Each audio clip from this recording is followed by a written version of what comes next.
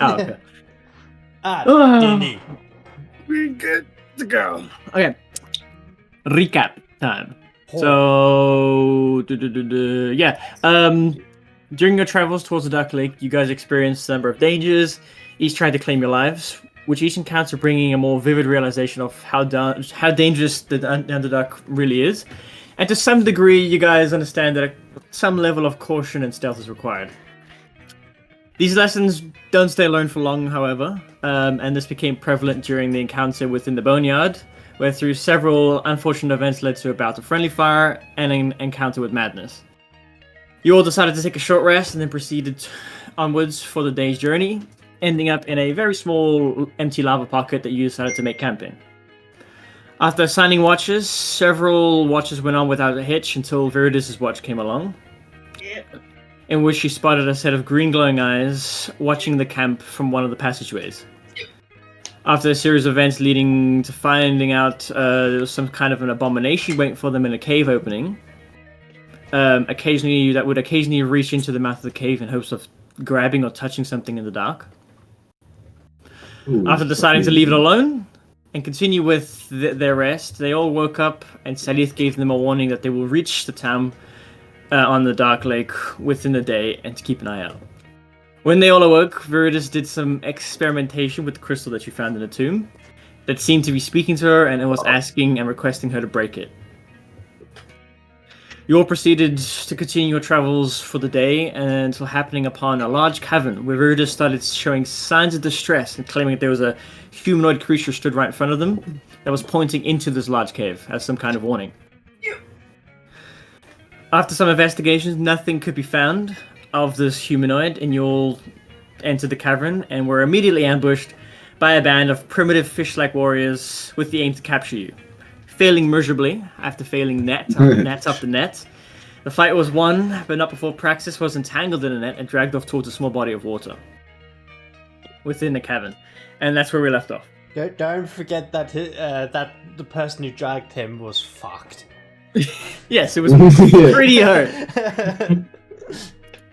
Okay, so what are you guys doing? We're out of combat now, aren't we? Huh? We're out of combat now, aren't we? Yes, you're out of combat. Loot. Okay, you want to loot? Yeah. Make an investigation check. Yep. You looting everyone, or you just looting specifically that guy? I think I remember I was next to the big guy, so around that area. Yeah, let me get you in here. I just want to check the surroundings. That is possible. That is possible? A 10? That's intimidation, Richard. Sorry. Investigation. Yeah, that +5. That's a bit better. Yes. Matt, you wanted to do what? To check the surroundings? Yeah. For anything that stands out. 15. Do you have dark You vision? still got a 10 technically. No, I don't.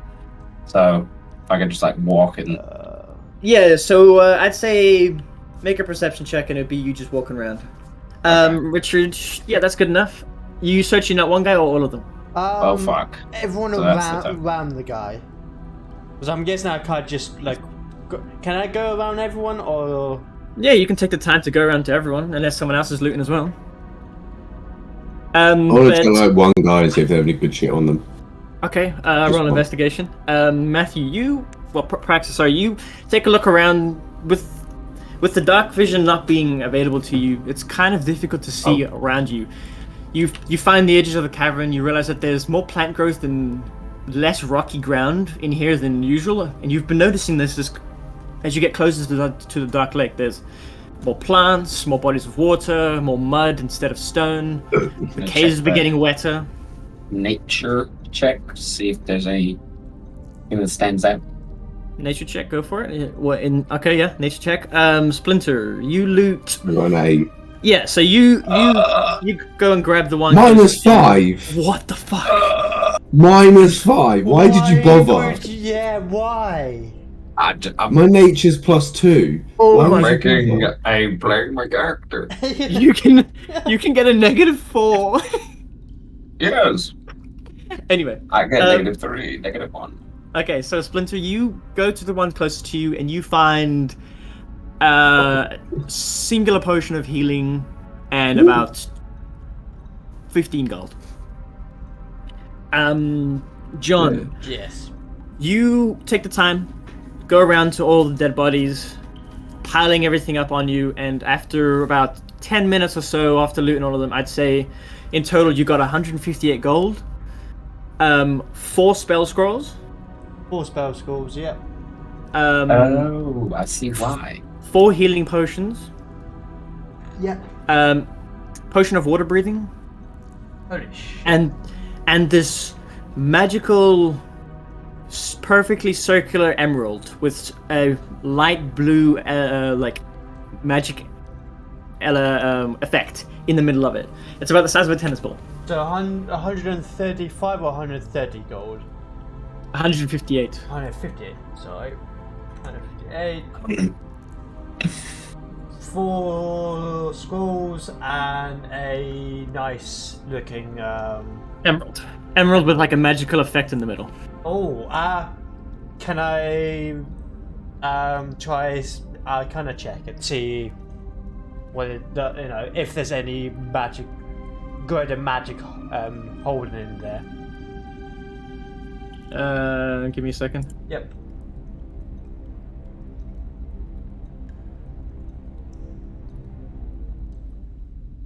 The fuck? I have a Yeah. funny for the next fight. I didn't know if he changed it. No, there's a score over it. You had 19, right? Yeah. There you go. Did you change it? Yeah, so refresh your page. Now do a nature check, because I was fucked. Why did... Yeah. Someone had gone in there and overrid it. It could only be me or you, because only us two could see your character sheet. Yeah. So. What? You should have stuck with your 11. Yeah. Anyway. Okay. Anyway, Yeah, moving sorry. on. I have a funny for the next fight, if I remember. What potion was it? It was the water potion. Water breathing potion, yep. Water breathing. And do an arcana check on the gem, because you wanted to check it. Yeah. And Jack, remember that funny. I'm gonna try. 22. Okay. 22. Okay, you've read about these before, and you've actually had one in your hand while you were doing your studies. It was sort of presented to you to do an assignment. So you know exactly what these are. These are elemental gems. They hold an elemental energy inside, and when they are broken, they release a creature, an elemental, in this case water, to be under your control. That would be handy. And do I know what? Is there any? Sorry, the Go ahead. 4 healing potions. They're not anything special. They're just normal healing potions. Okay. Is there anyone else left that the fucking little rum looted? No, he's looted everyone except for the one that you looted. And the one near me. He took the time and went around to everyone. Fucking right. Matt, did you remake your nature check? You did. Yeah, I got 9. You got less. I got less. Negative 1. I'd say with what you can with that nature check, all this plant life and growth seems to be emanating out of the walls and like reaching for the water, and that the water has just made the general area in the ground damp enough for these plant life to go. And it's different plant life. They don't obviously, with there being no light here, they obviously have a different means of making their energy. You don't know what it is. I'll check the wall where the roots are coming from. If you want, yeah. Elemental. Whichever one's higher, nature or investigation. Investigation. There we go. They're both +4, so. Yeah. Okay. So you take a look around and you see that these roots are old, and they're almost petrified. They seem to be dead. Can I take like a sample off of them? Yeah, easy enough. You like grab a hold of like a little bit and just easily just crumbles out.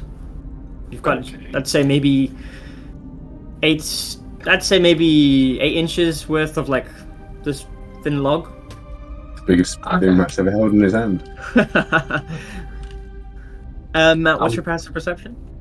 It is 11. Okay. So roll initiative, or am I surprised? Viridus, what are you? No. Hang on, Viridus, what are you doing in this time? So about 10 minutes, you have about 10 minutes to do something.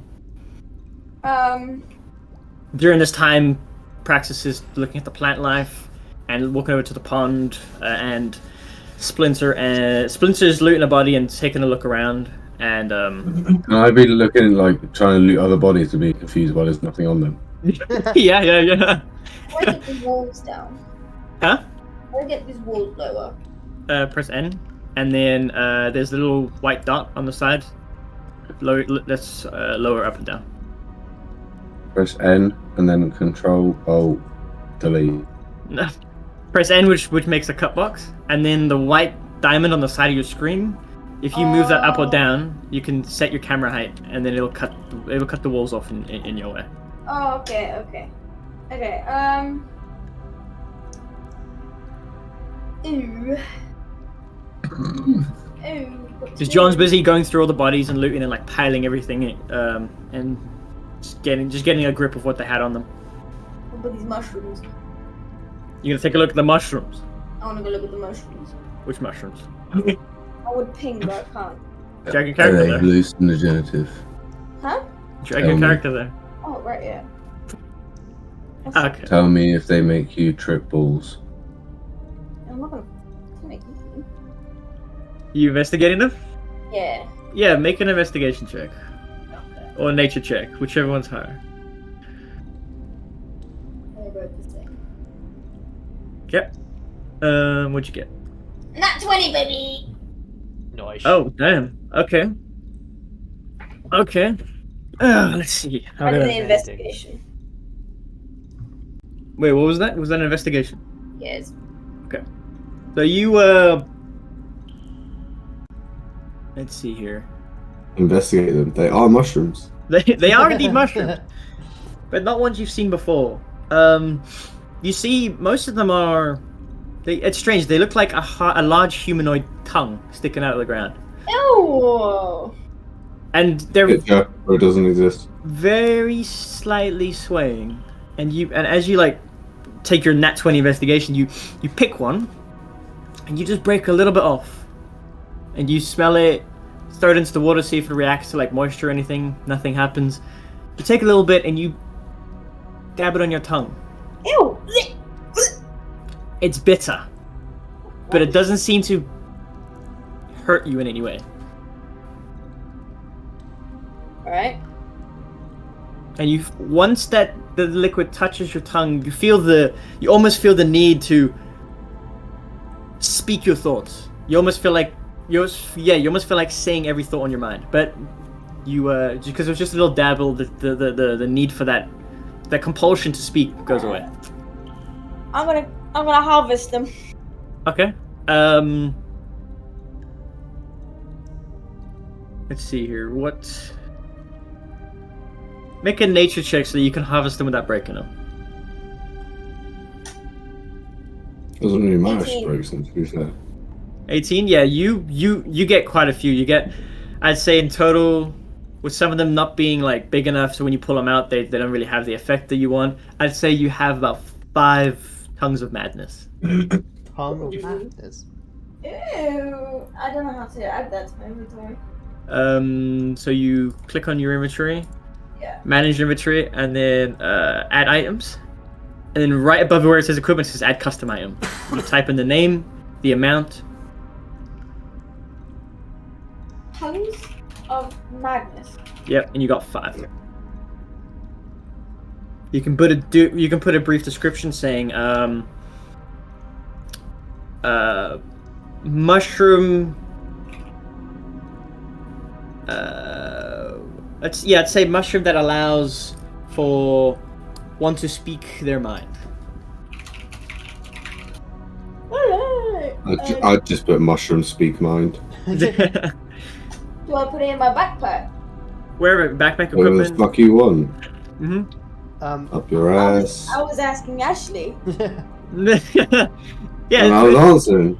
it's depending if you want to put it in a pocket or if you want to put it in your backpack. In the backpack. Yeah, okay. Is my Gem? No way, I'll put the gem on me now. So what's your passive perception? Oh. 7. 11. Same as okay. Ooh. Yeah. Which were you saying? Whilst I'm work of looting, can I get some body parts from the dead corpses?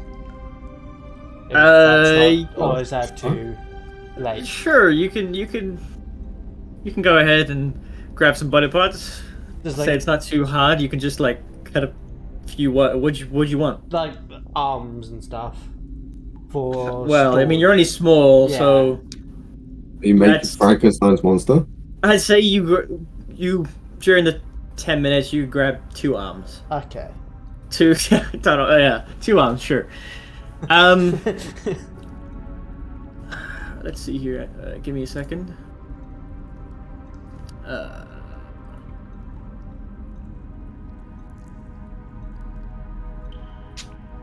Telepathetically, Huh? do I see this man taking arms? He's not being stealthy about it, yeah. You see him literally looking at where their shoulders are and just getting the loose stuff and pulling the arms off. And I say telepathetically, why the fuck are you taking the arms? I just Yeah. I just point at Stall and to say he needs to get fed. You know, he still needs to eat. I went for a pee, what happened? Richard's taking arms from the Oh. body. Which is feeding fucking stool arms of the fish. Yes. What the hell, man? What the hell, man? That's my thing. So there it is. Yes. What During the this fuck is time of thing? you investigating these mushrooms near this water, Right. you glance down and you can't see the bottom. It is black. The water? The water is black. None of that. None of that. While you're busy like harvesting them, just see tiny little bubbles just coming up from it. And out, just you blink, and as you blink, Frostbite. again, there's that blind humanoid stood in there, in the water, about waist deep. I'm gonna scream. Okay, you scream, and it just points to something behind Praxis. No, I'm a ghost. Make a perception check. So Me? that's- Yep. Oh, goodness gracious. Okay. What'd you say, Richard? No, I was looking 16. around seeing where everyone is. So Okay. You see from the stalagmite behind him this weird appendage slowly moving towards the back of his neck.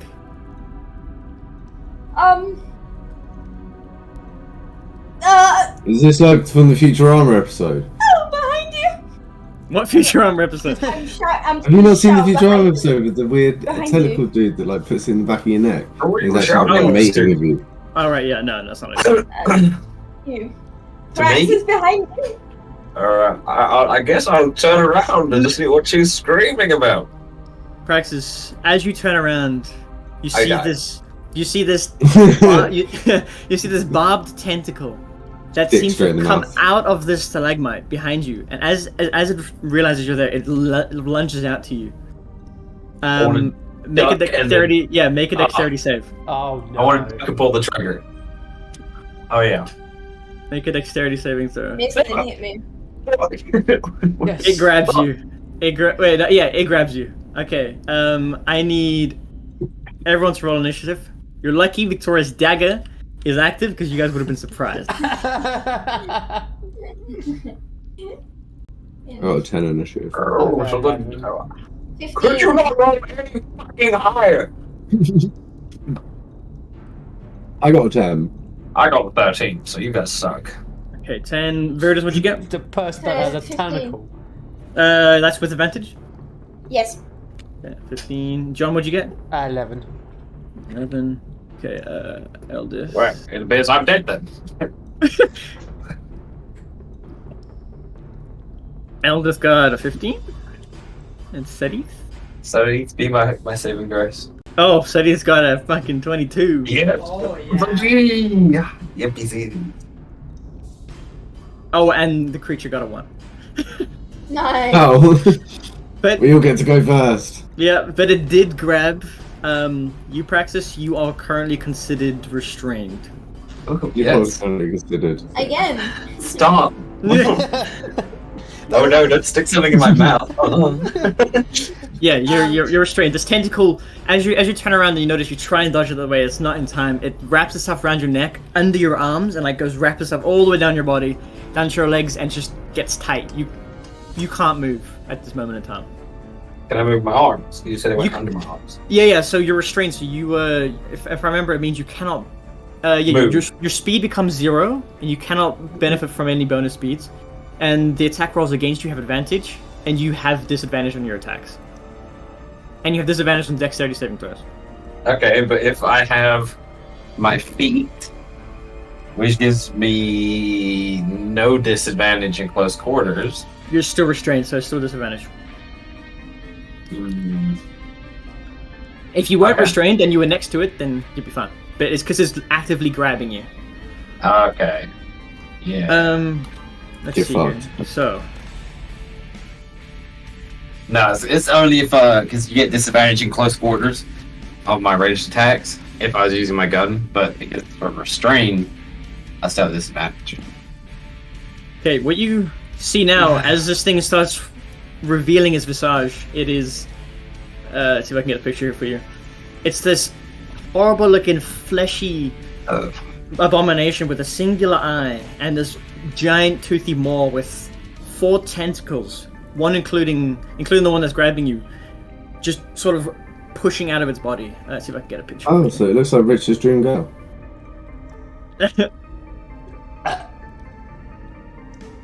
25 25 doesn't my hit. My ass.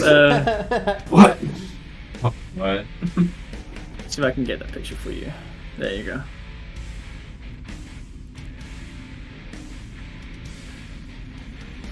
This is what you see grabbing you. Ah!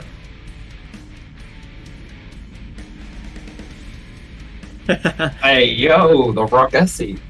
Sorry, I have to say that again. Okay, so first up on the initiative is Sadith. What is that thing?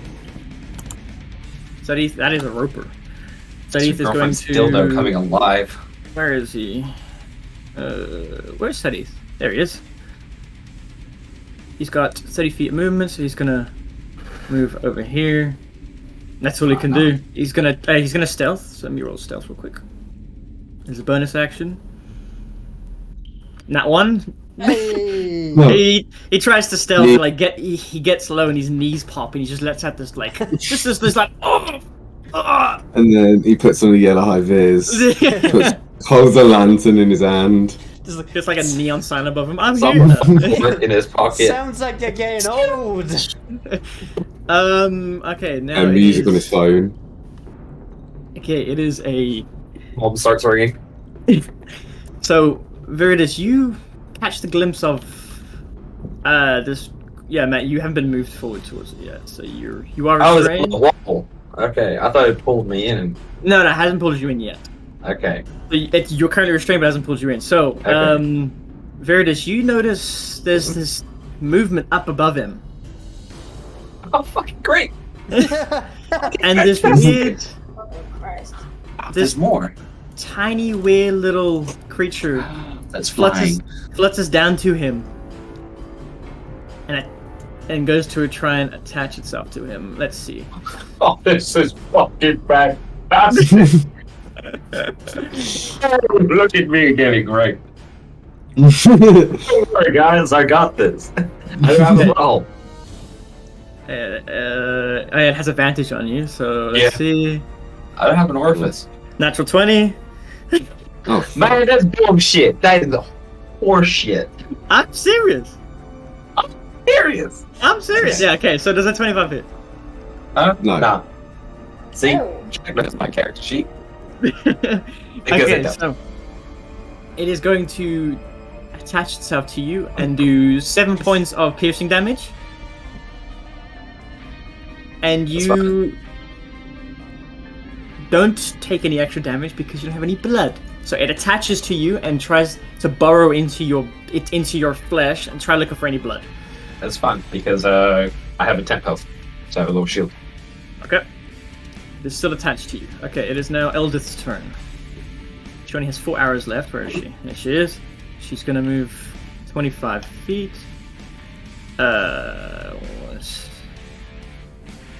Let's see here. I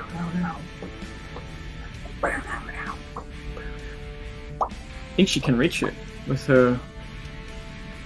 Yep, she's gonna take a short bow shot at the roper. Oh, bitch. 25 hits. You got it. They got me. Yeah. Let's fucking go. Let's go. It does 7 damage. Let's go. Where is it? There it is. Okay. Only another 693 to go. Oh, 694. She What is the fuck going is to. a 701? This isn't darts. So that's her attack. She can't do anything else, so she's just gonna stay there. Viridis, it's your turn. You see this weird winged creature. Let's see if I can get a picture up for you. Fireball! Fireball or fireball? To Matt's face. Fireball! To Matt's face. I don't have fireball. What happens when working together? I don't have fireball! I don't know what you have and haven't got. Okay, no need to get so defensive. Christ! You see this weird fleshy-looking bat mixed with a rat or possum Ew. attached to his shoulder as he's being roped up. What the You hell? see that? Oh my god, it's Jack. That's an inbred thing right there. What? What? The frog? Yeah, I'm definitely the frog. Yeah. Yeah, this weird fleshy thing is like stuck to his shoulder, and you can see it's got this like very needle-like nose. It's sticking it, trying to find a place to put it, but it can't quite get through the outer flesh of him, like the other plates. What are you doing? Laughing at Matt's meme. I'm running. No, I'm not. Okay. Running. Running. And I just started running. running. Um, Run, fat boy, run! okay, I definitely got that then. Run, Right. bitch, run! I'm going We to done? Scorching Ray. Okay. The tentacle holding. You're Scorching Ray the tentacle. Okay. Scorching Ray, the tentacle, and the thing. Which and thing? then the The bat thing- thing. The bat and the tentacle. Okay. Roll Um, So attack. Matt. I've got a third one, but I'll decide in a second. Okay. So which one's this going for first? Well, it doesn't hit regardless. It was gonna go for the bat. Okay. Roll again. 19. Which one's this in the bat again? No, this one's going to be for the tentacle. Okay, let's see. Misses. What? The tentacle's moving around as it's like constricted against Praxis's movement, and it's moving around. You can't quite get a beat on it. You just about to hit it, and it flexes out the way and misses. That's crazy. That's crazy. And 19 misses. That's mad. I'm gonna try and hit it again. Hit that tentacle again. Yeah. Go for it. How I be? Oh, what? 16. That misses again. That's crazy. 19 misses. Again, you try and shoot further up along the arm to where the actual base of it is against the creature. Maybe that'll be easy to hit. But as it's flexing, you actually see the whole tentacle move down its body. You realize it's not actually affixed to a skeletal or muscle structure. It's just part of the creature on the outside. That's crazy. That's crazy. Well, Shijin, you got a bonus action and a move. Well, my bonus action is the same as always. Double fighting. I got a Misty Step as a bonus action now. Yep. Wow, progress. I'm gonna stay where I am. I'm done. Okay. I tried. Praxis, it is your go. Okay. It is your go, Praxis. Yes.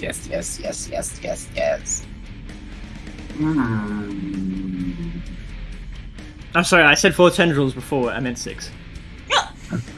Instead of 4 tendrils, you see 6. Gulp.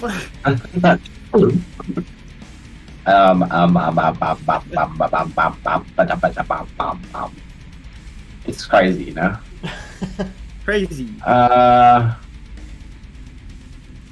So you can try and attack the tentacle that's on you because you can still attack, or you can spend an action to remove the restraint, or you can spend an action to get the creature off of you. What if I just put a burst of swords around me in 5 feet? Would that hit both the tentacle and the thing on me? Does it say hit everything in 5 feet? Yeah. Then it should. A sword burst. Let's see. Create a momentary circle spectral blades that sweep around you. All of the creatures within 5 feet of you must succeed a dexterity saving throw, or take 1d6 force damage. Yeah, that'll hit tentacle and the creature attached to you. Okay. So I'm So Like you want to roll their saving dex throw. save? Of Yeah, 14. against 14. Okay. Let's see. The tentacle.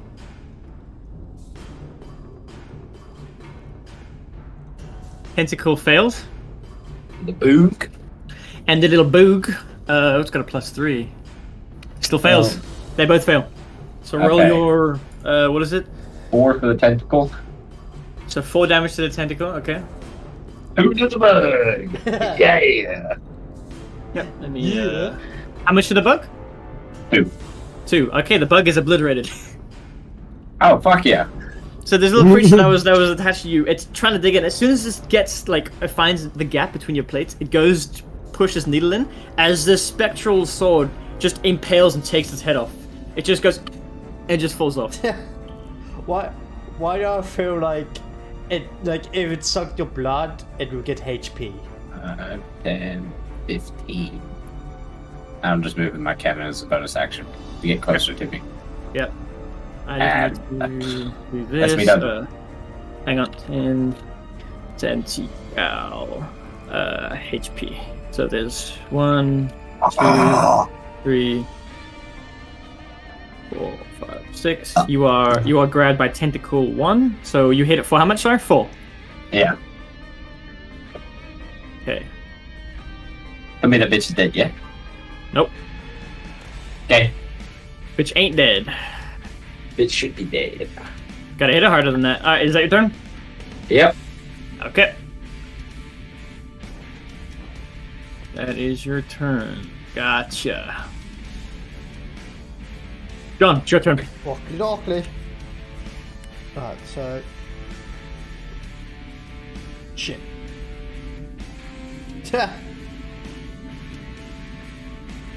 You can't go very Yeah. far.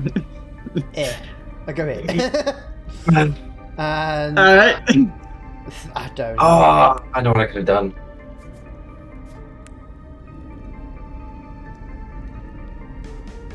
No. No, maybe.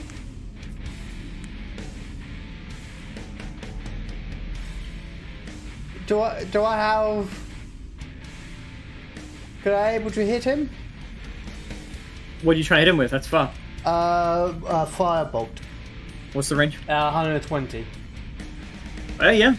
You can see him. Yeah, I'll fire my firebolt at the main, not the tentacles, but the main source of it. The main source, that's a little Yeah. further. But yeah, it's got 120 feet. You should be able to hit it regardless. Yeah.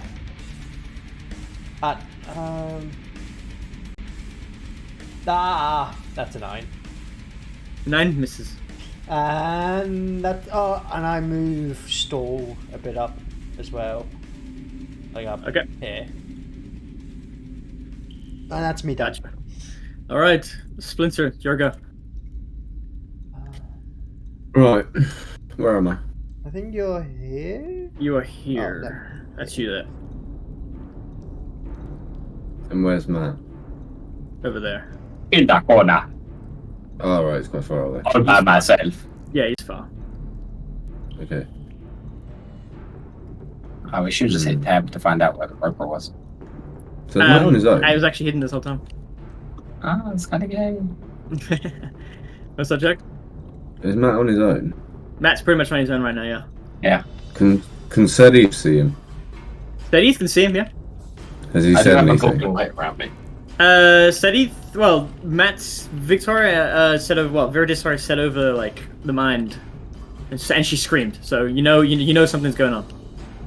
Yeah, I screamed because I saw the man. And Yeah. you probably heard like bows going and like firebolts and stuff. Can I rush down the stairs with my bow drawn then? Rush towards him. Because obviously I'm behind and can't see anything. Yeah, Like you're round right. the corner and down the stairs, like to the side of Serith. Okay, yeah. You have 25 feet of movement, so you can get Let's use a dash. You can get there, and if you dash, you won't be able to do an attack action, but you'll get closer. If you want.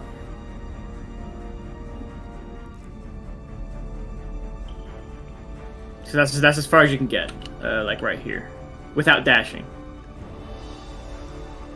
But from there, you'll be able to see what the thing attacking him and be in range of your bow. Okay, yeah, probably then. Okay, there you go. That's as far as you can get. Fine. And you want to hit him with a bow? Yeah. Go for it. Roll hit. There's a 24 hit. 24 hits. Roll damage. You hitting him or the tentacle? Who? What? Are you hitting the creature that's the tentacle's coming out of, or are you hitting the tentacle grabbing Praxis? Because that'll hit both.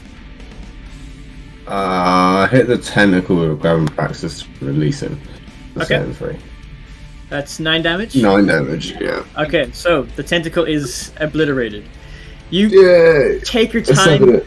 You go and like almost shoot at the roper, and then you see that Praxis is pulling this tentacle and like holding it in his hand as you're trying to pull it out. And you take your chance, you shoot where he's holding so it's not moving.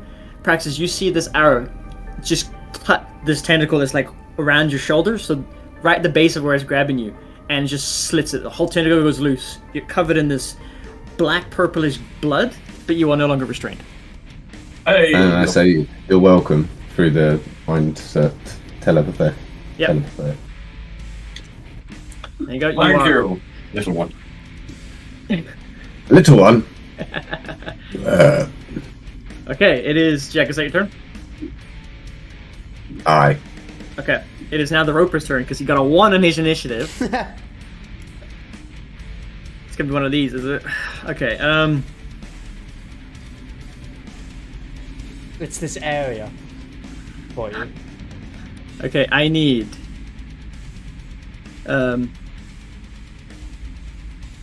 Let me guess, a deck saving throw? No. Matt, why are you so mad? I'm not. Sure. It is going to do a tentacle attack Oh no. On Matthew.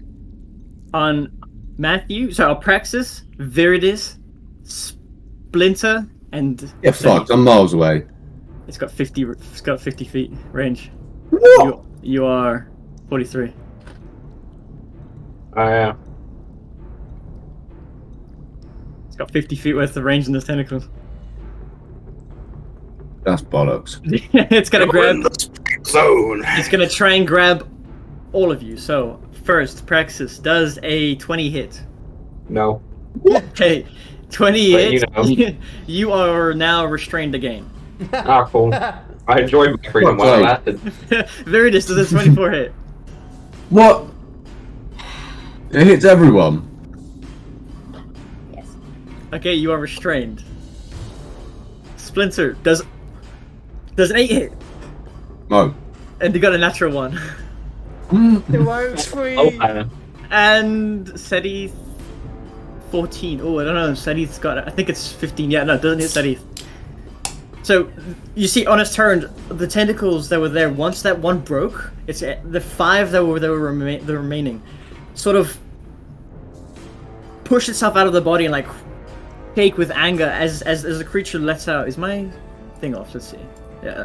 There we Get go. the cat in. I will a little bit. This is a creature. So once the tentacle goes, the creature goes, "Ow!" and then it just pushes the tentacles out in like all directions, grabbing for all 4 of you. Praxis, it once again wraps around your waist and up your arms, pinning, nuts. pinning your shoulders, pinning your elbows to your body, so you can't actually move your elbows out, and it's wrapping itself around your neck. Very I pick the sword for help. Swords. Okay, hang on. Very it wraps around your leg, goes up your leg, around your waist, and starts going up your arm. Because you grab it as your ends around your waist, and it works its way up your arm. Your arm is now pinned to your body, and you're getting pulled towards the water. No. Nah. Splinter, this tentacle lashes out at incredible speed as it goes straight for your face. Using your Seen rogue, this hentai. using your rogue instincts, you back out of the way and sort of knock it out the way with your bow, and it hits the wall next to you and it retracts. Shoot. You mean it gets flaccid? It hits the ground, goes flaccid, and and Sadi's almost does the same with his psychic blade. He pulls it up and shoves it in there, right as it's about to hit his face, and it freezes up. The creature's and it retracts. So only you two are restrained.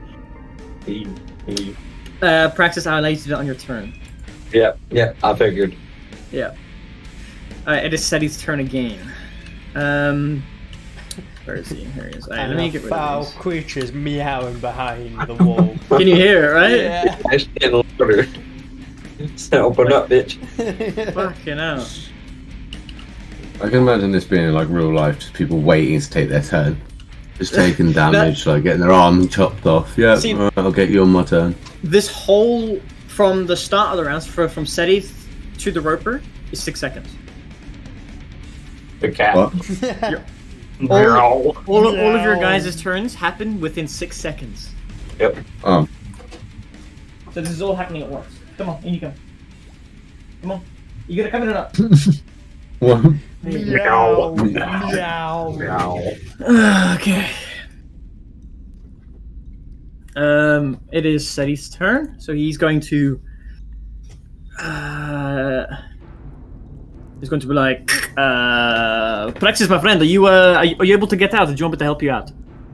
Yeah, but I need help. Shit. Okay. I'm in a tense situation. He runs up. He's got 30 feet. Oh, he can get right there. He can get just there. Okay. Fuck. My friend, it appears you seem exhausted.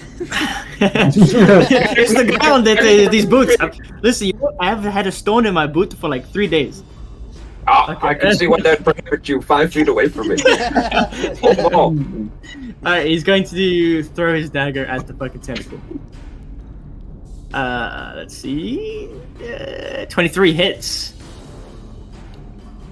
7 damage. And he's going to use his bonus action to throw another one.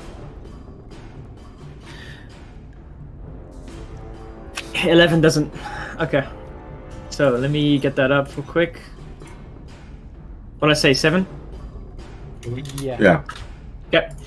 So you, as he's running up, in the process of him running, he manifests these 2 purple spectral blades again. Underarm throws the first one. It sticks straight into the side, almost going for your neck, Praxis. But the tentacle's in the way. It sticks in the tentacle. It sort of retracts from your neck as it's running around your body in sort of retreat. While it's retreating, he throws another. It hits your body instead of it, but because he chose to attack the tentacle, it doesn't do any damage to you. okay. Thank you for the well best attempt. Just stay still. Stop moving. I freeze my body instantly, like just statue, like. Okay. Also, yeah, I forgot to mention on the Roper's turn. We all died. No, he pulled in Viridis. Yeah. He pulled in. Let's see how far. 25 feet towards it. So basically, And I straight up in forget it. that Oh, wait. everyone can The hear my water. thoughts and say, "Well, I ain't saving him again." When Matt gets a thing. I practice. You hear him say that. Well, aren't you the trustworthy adventurer, huh? Stop Viridis. getting fucking tangled up, then. Viridis, you were pulled into the water, and now you are. It's deep. It is cold, and it is deep. I'm gonna kill myself. You are currently being held at the surface by this tentacle that's wrapped around you. Do you want to take a glance down? No! Absolutely not! Okay. I'm gonna glance down. Are you gonna glance I'm down? gonna glance down. Okay, make a perception check for me. I'm gonna actually. If there's something looking at me, actually, I will piss before. I Oh, can't nice. see nothing. You don't see anything. Oh, thank Water God. is water. You swear you feel something brush on your leg, but Shut up! it's probably the tentacle that's wrapped around your leg, so you're fine. You're being held upside down, by the way, in the water, so you currently can't breathe. Yeah. Is it my turn? No, it is Elder's turn. That was just meant to happen on his turn. Sorry. Oh my God. You're lucky enough. You're not close See enough that for him in to the bite you. water. Huh? Lucky enough, he's not close enough to bite you. What's bite me? The thing that pulled you in. Anyway, Eldith's turn. She's gonna look at her 3 arrows that she's got left. She's gonna move a little bit closer to about there. She's gonna shoot her bow. 12 doesn't hit. I'm not okay. So she pulls out this arrow. This one of her very few remaining arrows. She tries to line it up, and she lets it go right as Sally's blade hits where you are, Praxis, and the tentacle retreats. As it retreats, this arrow darts past your head and hits the wall next to you. Can anybody actually hit this thing? Stop moving! I'm still frozen like a rock. If I'm moving, this thing is moving me. So here's the thing to be moving me. Okay, so that is the rest of our turn. Viridis, it is your turn. You are currently being held upside down by your leg with this tentacle wrapped around you, and you felt something in the water brush against your other leg. You are currently upside down and can't breathe, so you can take an action to feel attack. frightened. You can attack. You can use your action to attack the tentacle, or you can use the action to break out of the tentacle. Neither.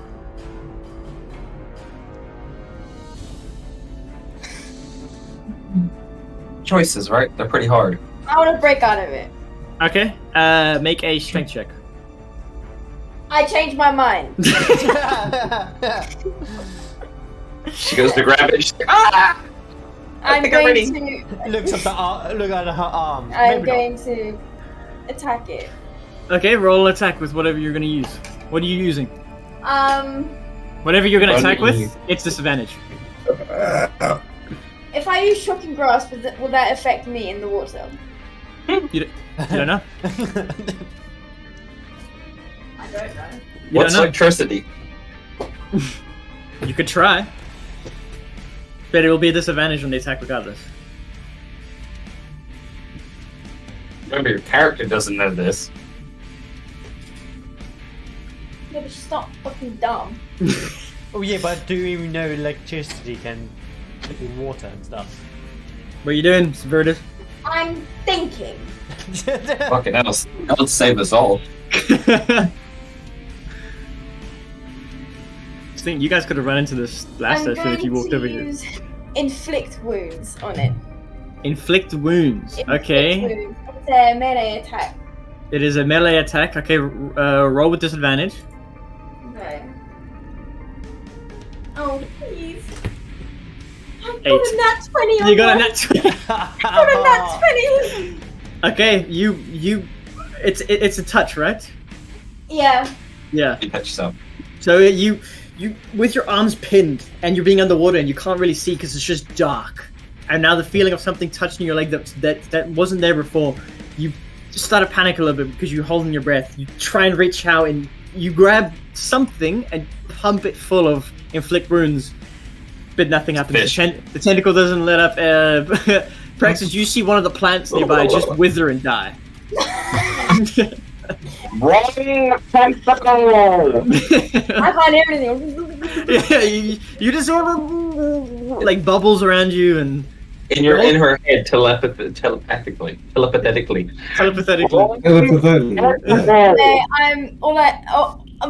Brother in Christ, I'm panicking because I'm presuming you're holding your breath. I'm holding my breath. Okay, because you can hold your breath for 1 minute because your constitution's +1. Oh, So you have 10 rounds to get out of this water. You're going to die. Well, 9 rounds now. You don't have any movement and no ability. You have a bonus action.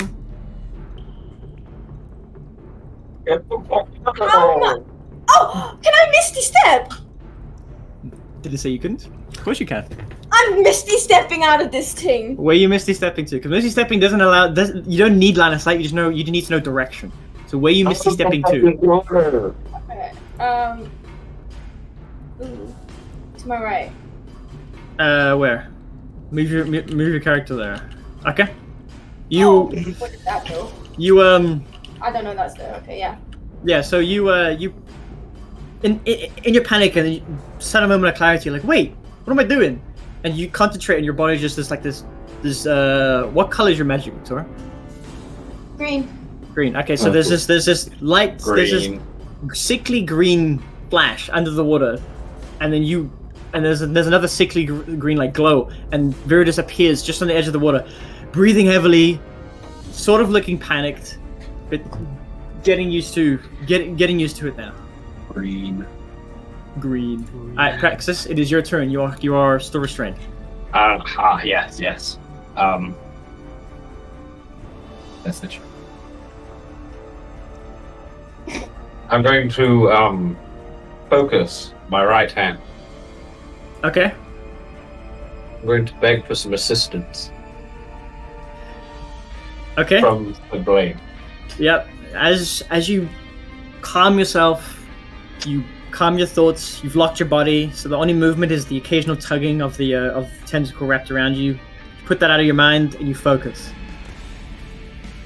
Nothing seems to happen initially, but everyone else, except for you, because your eyes are closed. Well, you've shut your opticals, so everyone else just sees this vibrant glow emanating from Praxis's right hand, just going up his arm and up his neck and reaching the side of his face. Praxis, you feel this warm sensation across your body as your right arm instinctively just takes control of itself, slashes through the tentacle, and you feel as all of it go numb. You come back to your senses. The shotgun's been put away. The blade's now extended, and you hear a female voice in your mind just say, "Give in." I give in. I let this numbness take over. Okay. Let me get it out for you, yeah? So everyone else, as Praxis says this out loud, to say, "I give in," there's this blinding light. It is blinding. You all have to cover your eyes in this dark because you're so used to the dark.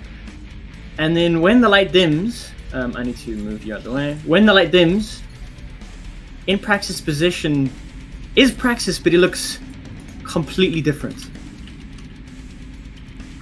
Completely different. What the fuck?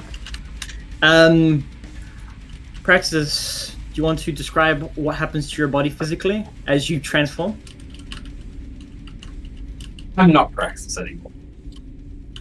I'm now the sword. I'm changed shape to a more holy look. Wearing like armor, a different persona, a radiant sunlight. My eyes have turned yellow. So I wear robes. as the light dims and you guys slowly blink and try focus, you see the dark metal, green-eyed, leather-armored Praxis you guys knew is no longer stood there. Instead, stood in this sort of glowing beacon is a golden-skinned, golden-armored, white-robed, golden-eyed visage of what Praxis used to be.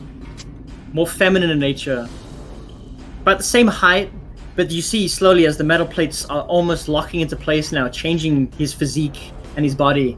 And where his hand was is this sword that he found, now just emanating light. Where you guys saw in between his armor plates was this organic material. Instead of organic material, it is now a very dim light releasing embers every now and then. And he does have a feminine form, so technically he would have a pair of tits. Yeah. Pretty! Damn, lady! Matt, where is the character sheet? I need to add it to the, You got it in your DMs. I do. That looks like Oh. holy shit to me. Okay, let me get this. Go to that character sheet for me and join that. Roger. Wrong character sheet. Forgot how you join the campaign again. You click on it and then it'll ask you which character to add. Okay. You'll still keep your initiative, but you're on the new. There we go. You joined it? Yeah. Okay, let me refresh. There we go. Okay. So you. Do I still have a turn? Sorry. Do I still have a turn? You do now. As all this happened before, this new visage takes over, and it's blinding, and the speed at which it acts is crazy. So, you still have an action and a bonus action. I think it And a just move. exploded. I'm going to Yeah. channel divinity. Okay. Radiance of Dawn. Radiance of Dawn. Okay, let's get that up real quick. Alright, what does that do? It's harness sunlight, banishing darkness, dealing radiant damage to my foes. I present Yeah. my holy symbol and any magical darkness within 30 feet of the spell. Additionally, each hostile creature within 30 feet must make a Constitution saving throw. Okay, I'll take Constitution saving throw on that creature now. Constitution. What does it need to make? 13. Yeah, it fails. So it takes 2d what? Radiant? 2d10 10 plus plus 7. 7. So Okay, I got cool. 16. Yep. So go ahead, roll damage. Oh, do I have to open it now in the campaign? Probably. Yep. Yeah. Okay, now it's going to get a worse score. 19. 19 points of damage. Okay. 19 points of damage. Let's make sure that it's not like weak to radiant. It is not. Okay. So as this form dims and you focus on him, once again his sword emanates more light and more light and more light, and this blinding flash again just hits all your retinas. But you guys aren't affected. It doesn't seem to hurt you at all. It just takes a while to focus, and you see this creature that's stuck in you. What the fuck are you doing? You see this creature that once had him and Viridis wrapped up is recoiling. Its eye is almost staying closed, and it's just almost reeling from the blinding light. You see almost parts of its flesh on the corners of it is singeing due to the light. Okay, John, it is now your turn. Seeing this happen. Yeah, make sure no one's in the way. Nice. He's not restrained. I just firebolt it again. Firebolt the creature. Yeah. Okay, go for it. Roll attack. My God, 11. 11 doesn't hit. Twice now. It's between 17 and 18, and then it just goes to 2 or 4. That's me done. So you pull your book up and you almost grab into the page, your hand disappearing into the page up to the wrist. You pull out this mote of fire and you mold it into this ball shape and you throw it as hard as you can. The light goes off just as you throw it, and it sets off your aim just a little bit. It goes between Viridis and the roper and hits the wall behind her. Would you please not blind us? God damn it. It's hard enough. It is. My character's just going to look at him and just bow his head in silence. Bow her head in silence. Bow her head. So you see, Johnny's got the same mask, but his eyes are golden yellow. Do I see any holy symbols or anything on him? Yeah, you see across his chest as he's got this white sort of tabard thing on, like robes. In the middle is a symbol of a sun. I glare at him.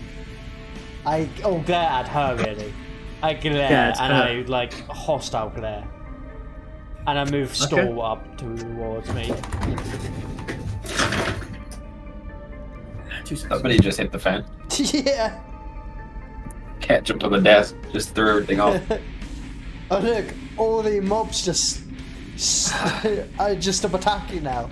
They're all limp, lifeless. Okay. Sorry, she likes playing with the American money. Okay. John, what else you want to do? We're 7 talk? And that's me done. Okay. Splinter, your turn. Jack. Yo. Wake Your turn. ready.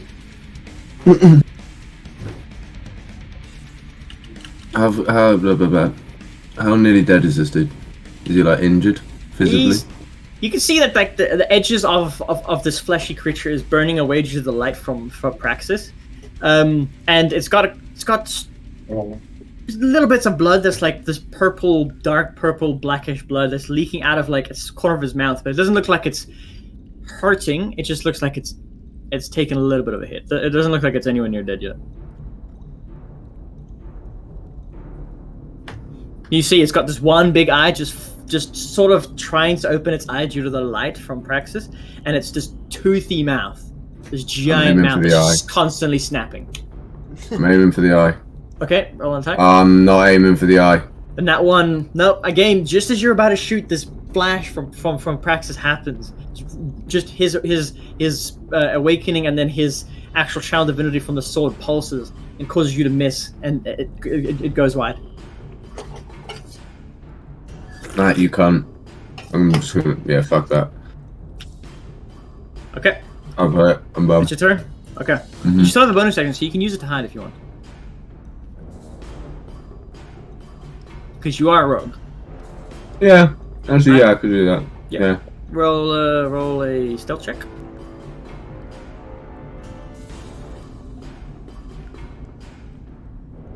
A lot of poo. As far as you know, you're hidden, but you know light, and this room is now pretty bright. You're probably not as hidden as you want to be. You Okay. bastard sees me. Okay, so it's got... So that tentacle is dead. It's got 4 tentacles left. That's exactly what it needs. Okay, so it's going to use... No, it's not. It's going to use his multi-attack to grab 4 of you again. So... It is going to grab Viridis. It's going to grab Praxis. I'm getting sick of this thing. Huh? I'm getting sick of this guy. It's gonna get Praxis, Viridis, Sarith, and Splinter. Cunt. Okay, it's gonna first roll his tendril attack against Praxis. Nat 1, nope. It goes to reach out towards you, and it almost hurts to get close with his tentacle. It tentacle retracts. Oh yeah. Viridis is a 22 hit. No. You're currently restrained.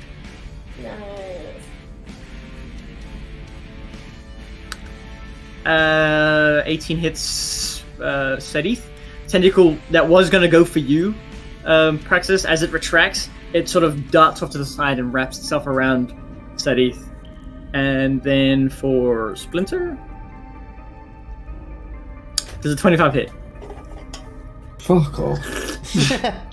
Okay, once again, this tentacle that tried to get you before would retract fully, coiled itself up on the body of this creature, and then springs itself at you. It knowing the trick you did before, you try to do it again. It alters its course and then wraps itself around your waist, almost lifting you up off the ground, slamming you in the back, and then continue wrapping itself around you. You are currently restrained. Cockholder. It is going to use his real attack, because he can make multi-attack. He's got 4 tentacles attack, a reel, and a bite. So he's used his 4 tentacles. He's going to use his reel to pull Viridis in. 25 feet towards him, so he's going to pull up right there. And he's going to do a bite attack against you. You're gonna nibble your toes. There's a 22 hit, Viridis. It does not. Okay. You take 19 points of piercing damage as its tentacle almost picks you up and just holds you against its face, and this tentacle almost protrudes out, grabs and pierces your waist and your rib cages as it's thick, as it's very, very dagger-like teeth stab into you. Well, you know what my response to that is? What? I'm gonna hellish rebuke this bitch. Go for it. You gotta roll damage. You gotta roll an attack, though, don't you? No. Is it just straight up? Yeah, I'm It's kind of 23 too happy damage. for that. What? Is it just that? No, it's dex save. It's a dex save. Okay, sorry, yeah. Dex save 13. Yeah, well, it's got a -1 dex. This thing Oh, can move come so on. slowly. Still got a 16. Okay, it saves. So it takes half? Are you crazy? It actually, Yes. okay. Yeah, so half 23. I'm not doing that. Yeah. Did you say So that's 19 like piercing 11 or damage? 12. 11 19, and a yeah. half. 19 piercing damage. Yeah, we'll round down, so it takes 11. Okay, that is its turn. Sadith's turn. He is going to Oh my These are- God. level 4 now. He's going to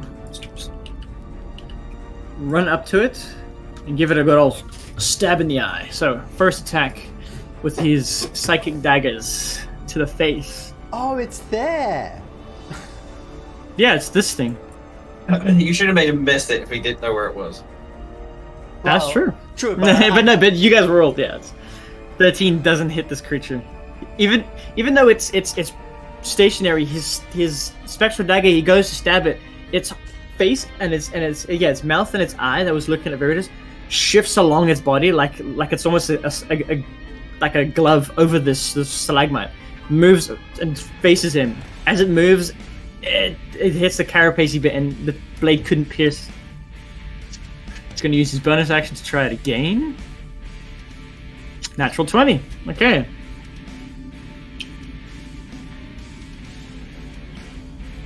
Eight crit damage, and then because Viridis is next to it, but she's not threatening it, so it doesn't count. So it only does 8 damage.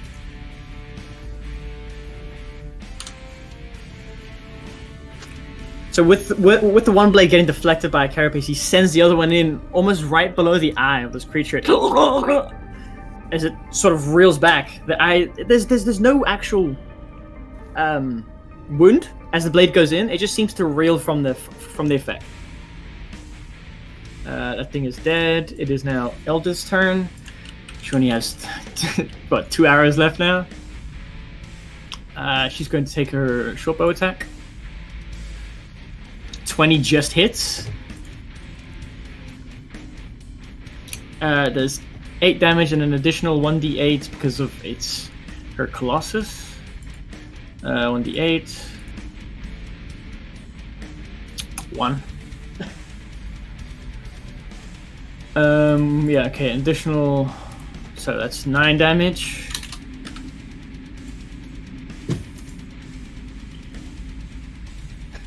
Okay, yep, 9 damage, and then she's gonna Hunter's Mark it because she should have done that before. Whoop, whoop, whoop. Hunter's Mark. Cast that. Okay. That is her turn. Viridis, your turn. You're still grappled by this thing. And right up against it. You see now that it's bleeding a lot heavier, and it's slower moving, but it's still pretty active and pretty strong.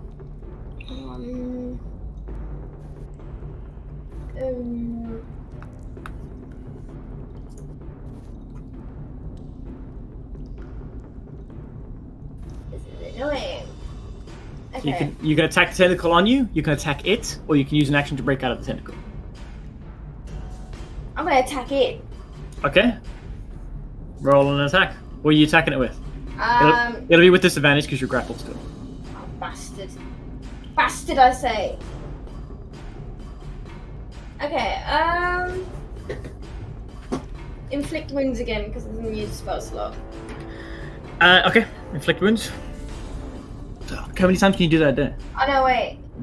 Because you can. I think you can only do it like once a day. Doesn't say anything. What was it from? It was from that feat I gave you, right? Yeah, it's 1 per long rest. Spectrum the gay zone. Oh yeah, there it is. You see? Yeah, I was gonna, yeah. One for long rest. Okay, shocking grasp then. Okay, go, roll an attack. With disadvantage. Yeah. Nice, nice. 20 hits! Alright! Roll damage. Disadvantage? Just roll damage, yeah.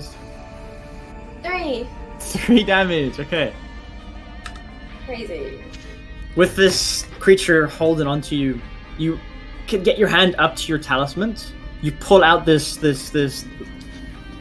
almost green lightning, travels down your body to your other hand, which is touching the actual main creature, and it travels down your body, across your body. You see everyone else that can see you, so that'd be Praxis and Sadith. See your veins in your arms glow this staticky lightning green as it works its way through your body's nervous system, pulses into the creature. The creature's body also gets the green lightning disappear over its body as it does 3 damage, and like you see it almost go into the eye and like curl into the eye.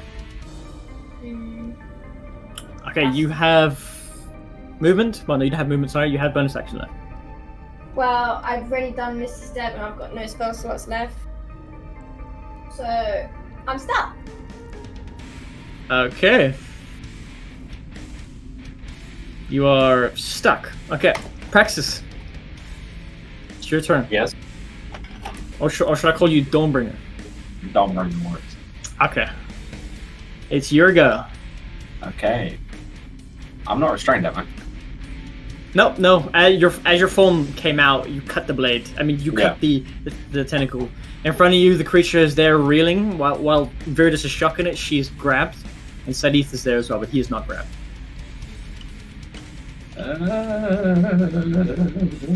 I know he is grabbed. Sorry. So I'm grabbed. No, you're not. Sadith is.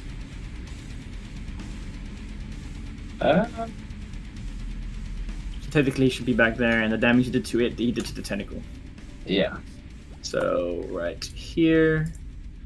I'm going to Boiling Hands Burning Hands. Okay. at 4th level. 4th level. All right. Level. Yeah. Going to run up to it. Mm-hmm. 4th level this bitch. Give me control over my bitch. Do you not have control? I don't You do not. There you go. I want to add it to the morphs. My character. I don't know how you do that. I need to look no, into that. But if I figure it out, we'll do that. Makes it easy.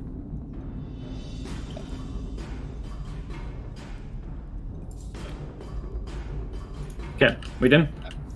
Okay. So I'm going to run up to it and Burning Hands on 4th level.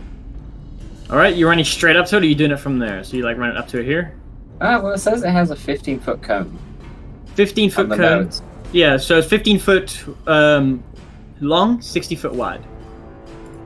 I think it's something like that. 15-foot cone. So That creature 15, must make 3d6 damage. Well, 15, I have.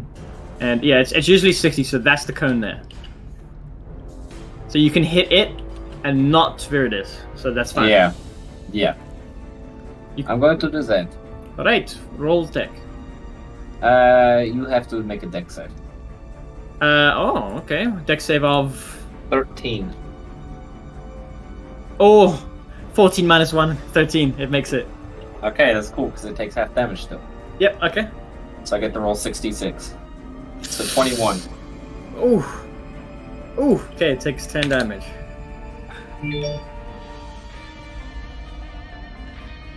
Phew. Okay. I got 2 nat ones on that. Okay, so you walk up, and instead of swinging with the blade, you pull the blade up. You're with your left hand, you almost drag your fingers through the ethereal blade. You grab this pure essence of light, and you thrust it towards the creature. This light emanating from you, going from this golden yellow color to this wreath of flame as it encompasses this creature, burning the flesh is now charred, and its eyes is can't even keep it open properly. It's looking pretty hurt, but still quite strong. So is it blinded? Is it? You know what? It will be. Okay. And that is my turn. Okay, John, your turn. I crack my fingers and just like shake them. Again, cracking the fingers. I do not have good fingers. Okay. And Practice, you can still move your cannon. oh yeah. Huh? Oh, yeah. I'm just gonna move it close. Okay. You can only move John? 15 feet.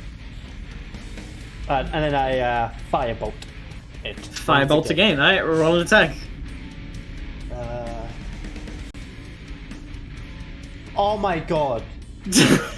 It was in the corner. It was a 19 or a 9. 19 or a 9. Yeah, well, that misses. I just said fuck it. You crack your fingers, grab your book again, and you look as you put your hand in again, get the same mote. Getting a bit frustrated now that this entity that seems to align itself with the gods is now besting you. You get frustrated, and you just throw it, and it goes wide into the water, and it hits the water. Oh, since I'm Dawnbringer Yeah. at the moment, which has telepathy, Could I be able to telepathically communicate with just John? With singular people, because the sword does have telepathy. Yeah, so you can with single you person, can but- specifically target people to talk to now. Yes. I just telepathically say to little John, just reach in his mind. Here's like a little ring, like a little ping, like when you got like a ringing in your ears, Okay. and then through it just like breaks through. Like, do not be afraid, little one. Keep fighting strong. Oh. And then I end my message. I just that boils my blood, and I start running. Okay. 5, 10, 15. Wait, is that? Yeah, 5. So Each You know- square is 5 feet, right? yeah. Yeah, 5, 10. So do you not have like a ruler that comes as you move the character? no, how do you do Oh, that? I don't know. I know I have it. I'll look into it. But basically, you can move 25. So Yeah. there. Right Okay. there. And whilst I'm screaming, while I'm running, I'm just screaming, "I'm gonna kill you!" Okay. God will forgive you, young one. That's me. Dan. Okay. Splinter, it's your turn. Oh yeah, I'm moving. Oh no. The creature now, after all this is happening, you're watching it getting blasted. You're watching John get frustrated and misses attacks, but the creature itself is looking pretty hurt. It's now becoming sluggish as it's looking around. Its eyes looking around, but a lot slower. It is also trying to open its eye and lubricate itself as the flames from Dawnbreaker's attack sort of singed the actual eye.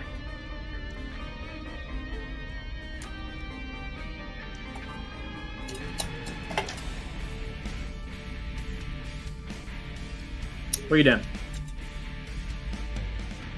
You are stealth, so you could stealth attack it from here.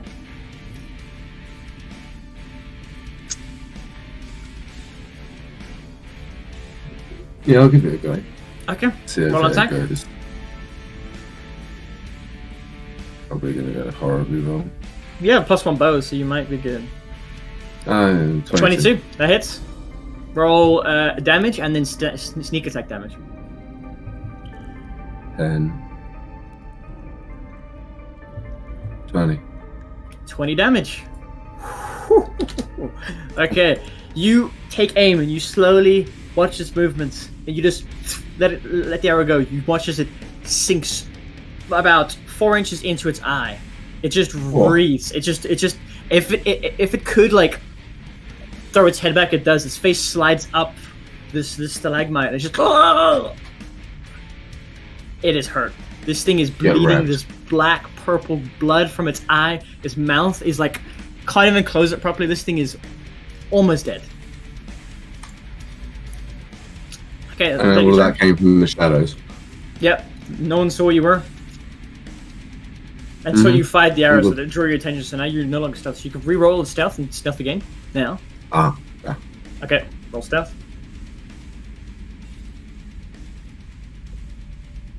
20. 20. Yep, you're good. Let me get his perception real quick. Just This craft. My god, it's gone. With disadvantage because he's fucking blind, so he's gonna have to sense you. He got a 21 or a natural 20, so he knows where you are. Oh, The blindness means nothing. Because it is now its turn. Let's see here. motherfucker. So it has got 4 tentacles left still. No, yes, it's got 4 tentacles left because Viridis didn't break out of her; she teleported out. So it's still got 4 tentacles left. One of them's still around Sadith. It's got 3 spare. One of them actually, it's got 2 spare because one of them's still around Viridis. So with its remaining 2, it is going to grab John and Splinter. You clam stain. Does a 15 hit you, John? Yes. Okay, you are now restrained.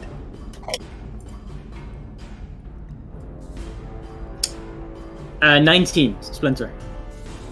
Okay, yeah. Okay, you are also restrained. Oh, I just realized that it grows its own tentacles back after you break them, but it's fine. I won't change that. So it's got 2 tentacles left. You guys got grabbed. You guys are now restrained. So it's going to pull. John, it's going to pull you in 25 feet. Ah. So it's going to pull you into right there. You are not within melee of it, but you see as its whole face shifts towards you, its eyes fucked, but its mouth is just snapping at whatever it's there. It can sense you're there, but it doesn't know if you're close enough. It's just snapping this giant dagger-filled mouth. That's some terrible teeth you got there. And the breath is disgusting. Get like some Rush better meat on you, boy. Alright, Sadith's turn. He's going to try and attack the tentacle on him. 23 hits. 8 damage. He breaks it off. Yep, he breaks it off. So he gets his spectral daggers out while he's pinned, and he again stabs it in, and it almost, where it doesn't usually leave a mark, this time this purple energy flows through its veins up into the creature, and and the arm, the tentacle almost detaches from the body, so it drops off. He's going to throw his blade at the creature. This is bonus action. Nah, he rolled a 2. You do shit. He throws it, and it just hits this thick carapace bit and doesn't quite enter. That thing's dead. Elda's turn. She's going to move here. Shoot her final arrow at this thing. Where is it? Final arrow. She rolls a 2. Nope, that misses as well. Again, hits the same spot that Carapace's bit, just bounces off the arrow. That's her last arrow. Viridis, it is your turn. You are still restrained. This creature is looking fucked. It is sluggish. Its tentacle is much weaker around you, and it looks like it's on the edge.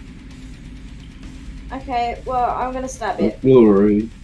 Okay, you're gonna stab it. So roll disadvantage on the attack. With my dagger of warning, by the way. Okay, go for it. That one. An 8, no. You can't quite get it out, and you stab with, because you had to go and get it from your waist. You stab as much as you can. It doesn't quite hit. Well, I'm gonna do it again. Go for it with your bonus action. Yeah, with my other dagger.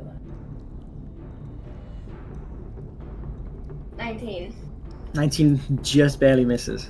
I'm gonna kill myself. It just barely misses. Oh, I've got nothing else. Okay, that's your turn, I suppose. Yeah. Praxis, it's your go. Oh, sorry, Dawnbringer, it's your go. Yes. I'm going to swing with that sword. Swing with that sword. Go on. Swing with that sword. Roll to and- hit.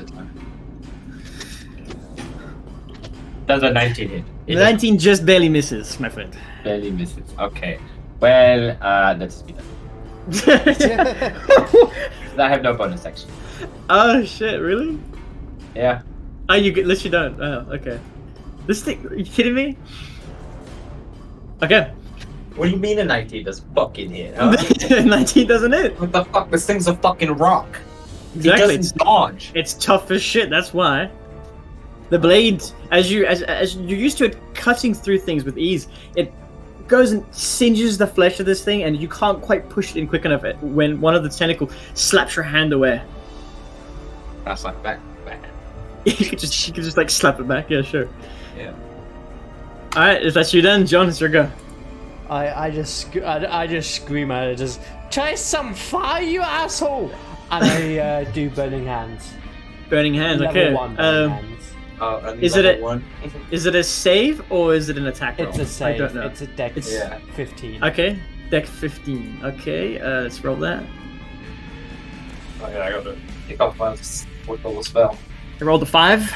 Yeah, Yeah. take that off. So it'll take full damage. Roll the attack. 8. How do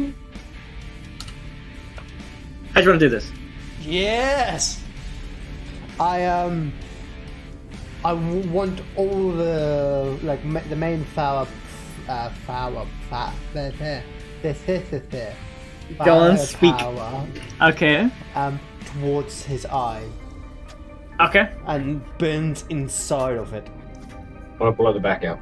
Okay. So you, in your rage that this creature, that this divine entity entered your mind unwarranted, you throw caution to the wind and you sort of lunge out towards it.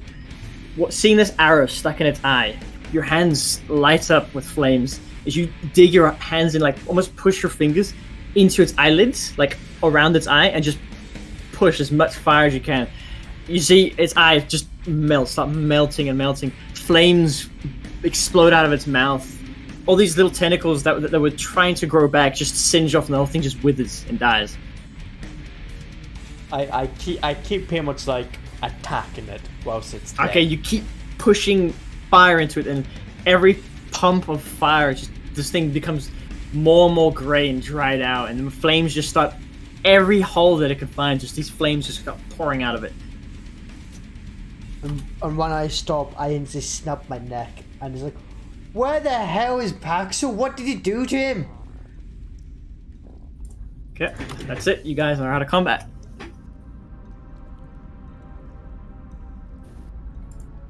Okay. All right, Dawnbringer, you hear John shout at you. Can I revert? Do you want to revert?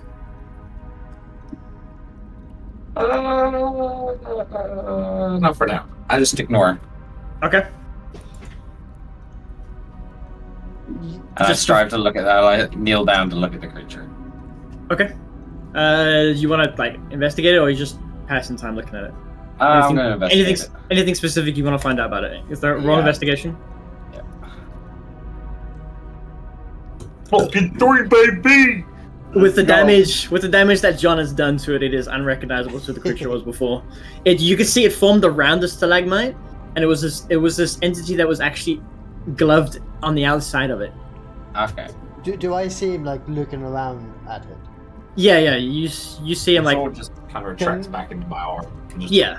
I'm like very pissed, but I see him like trying to figure it out. Can I do it as well? Yeah. Go ahead, roll investigation.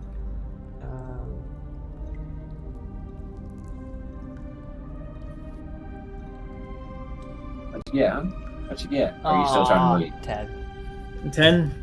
The damage again. You can find maybe like 1 or 2 teeth. yeah. You can find like several teeth. I'd say 3 teeth that aren't just completely burned and scorched. The 3 untouched teeth. They're about 3 inches long, and they're almost like shark teeth. I grab them and just like, it's dead. Now where the hell is Paxel, you bastard?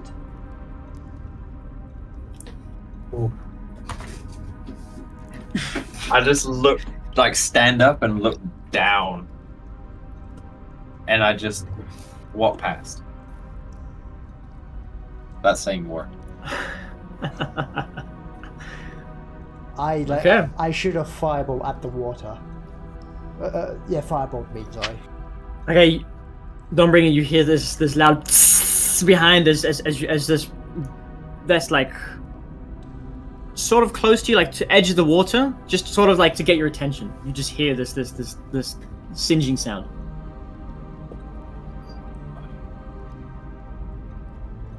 I look back.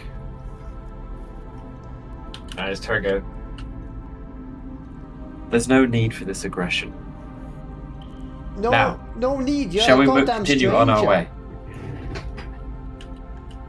Praxis 3 is still within the vessel. You have Really? nothing to worry about. Was the last time I... No, he doesn't have tits. Now what the hell happened? You're quite the vulgar little one, aren't you? Yeah, to the people I don't know. Now what the hell are ye? I am a sword. I am a sword.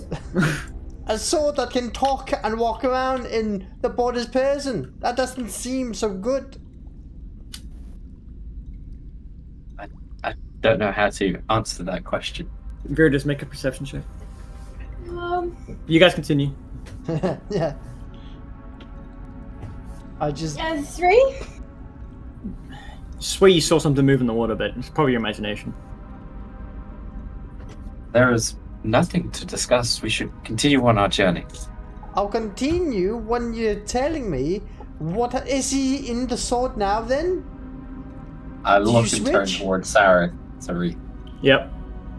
He's just staring Where? at you blankly with like his spectral daggers. As you try to look at him, he dissipates his spectral daggers and like almost puts his hands up. Do not worry. I will not hurt any of you. Where do we go now?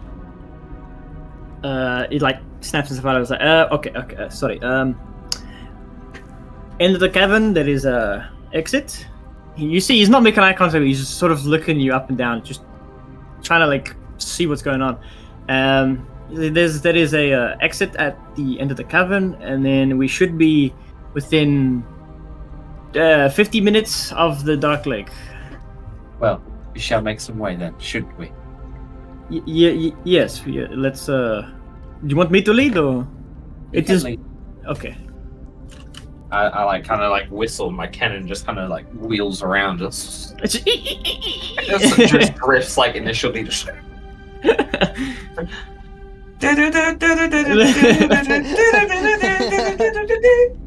Just does like a 180.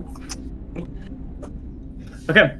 So, marching order I presume is the same as last time, where it's Yeah. Sadith, Praxis, Veritas, John, Stools, Splinter. Okay. Well, whilst we like getting ready, I'll give like a arm to Storm and say, "Do you want this to feed? Do you think like this?" Yeah. Could you just throw it on the ground? I lay down on the ground next to him. It shoves up his butthole. He says how fucking mushroom is. You see, like it slowly lumber over the top of it and like sit on it, like lowers the whole body on it, and you see these from its in between its front and back legs, these roots dig into the ground, and you just hear this horrible mashing sound. Oh, Snapping and crunching. Yeah, you just hear this horrible sound, Delicious. snapping and crunching, and like flesh being reamed and ripped from the bone. Oh, so it's normal when he does it, but it's weird when I do it. I was like, yes, he is not a being up, us. He is like a fungus. He needs that. You mean us? I mean, like, he doesn't, he's a totally different species than a humanoid.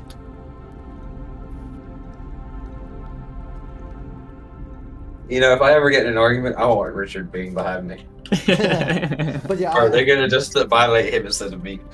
but I go and say like, I'm just saying, if you're hungry and we just did a battle, I would say just say that you're going and eat the corpses. We could have As spiritness well, for I'll leftovers. I'll try to remember to cut some of the some arms off and legs.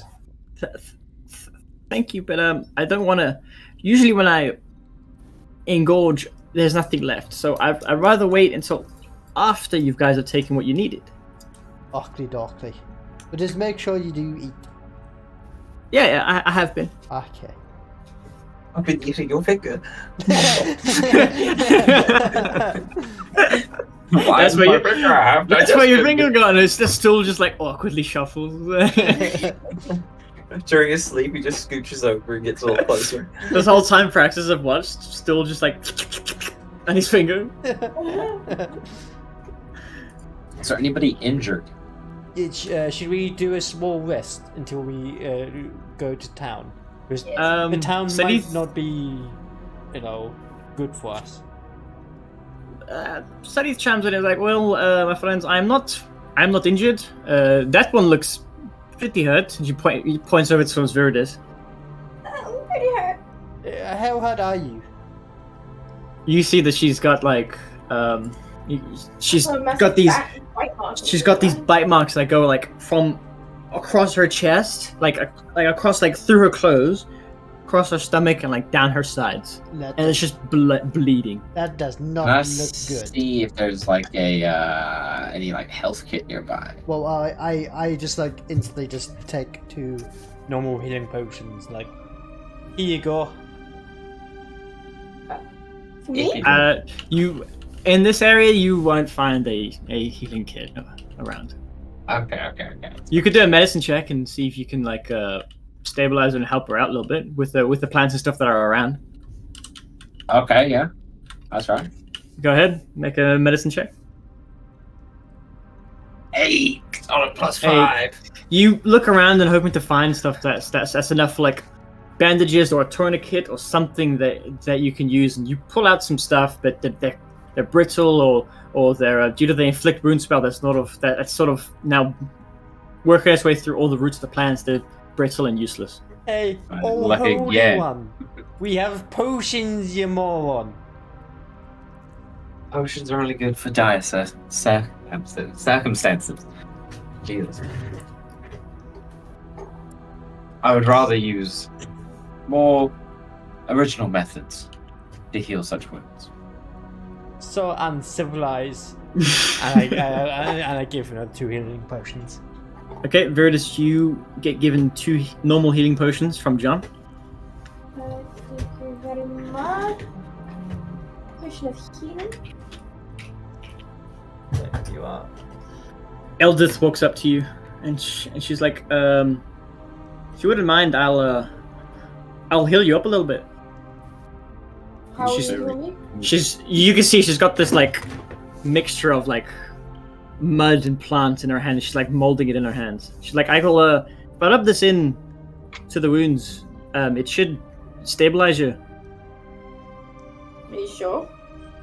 She's like, aye, I've done this plenty of times on myself. I'm gonna squint at her.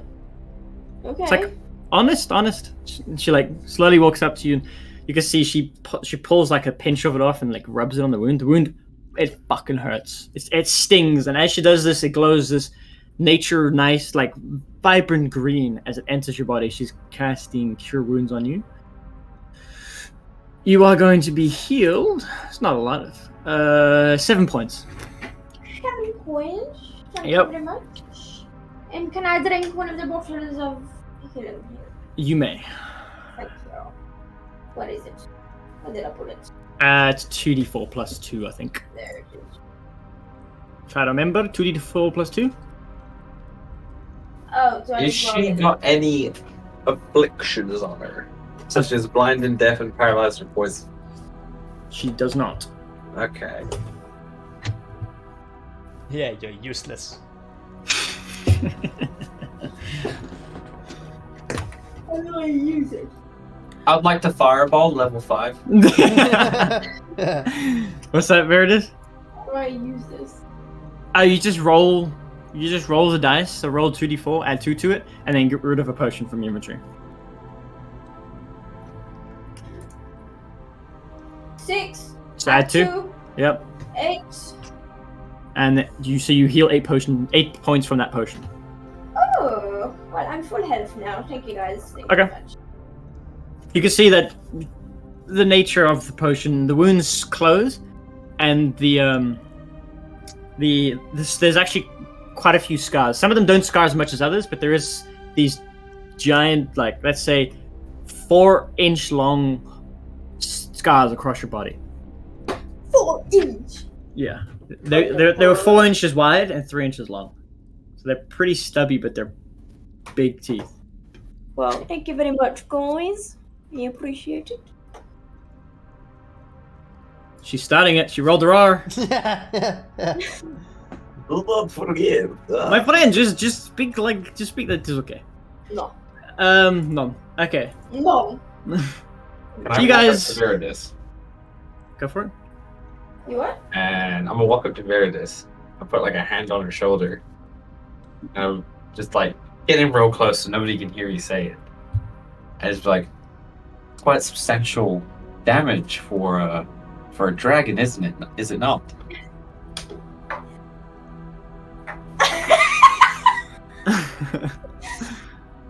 They can't hear me say this. No. And then I You just can't. turn around and leave and get ready to exit. Yep. Sadie's sort of walking away towards the exit. I guess were we too far enough to try eavesdrop? Yep. Yeah. He Ah. made sure that no one was there to hear it. Sadie just walks over to the exit over here. I just pushed the dead corpse of the tentacle monster in the pond of water. Okay. I thought you said porno. The remainder of the fleshiest that wasn't burned to char and stuff like that, you throw it in, and as you're walking away, you hear the water rustle a little bit, and then you turn around and the water is dead still, and there's nothing floating in the water. The water it's almost as if nothing was even thrown in there. I don't think we should go near that water. I was drowning in that water. I would say we need to move now. I take some pace. Yeah. Alright.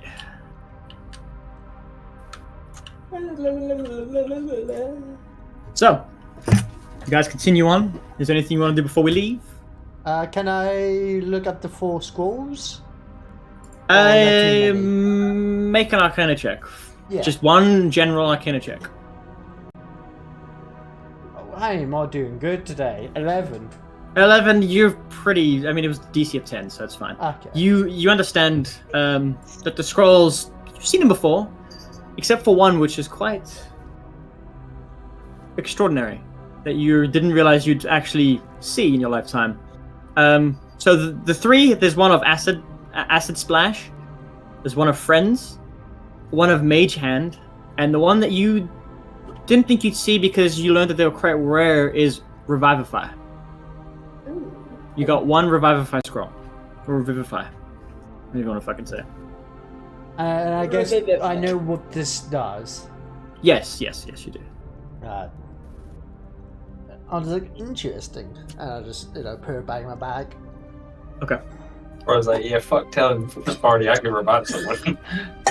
Yeah, I mean the scrolls aren't just for you. Anyone can use the scroll, but you need the scroll to put into your book. So. Yeah. I'm just like, that's very interesting. Okay, slide that in your bag. You guys meander towards the exit. It's sort of eerily silent as you walk through. I'm still frowning in disgust.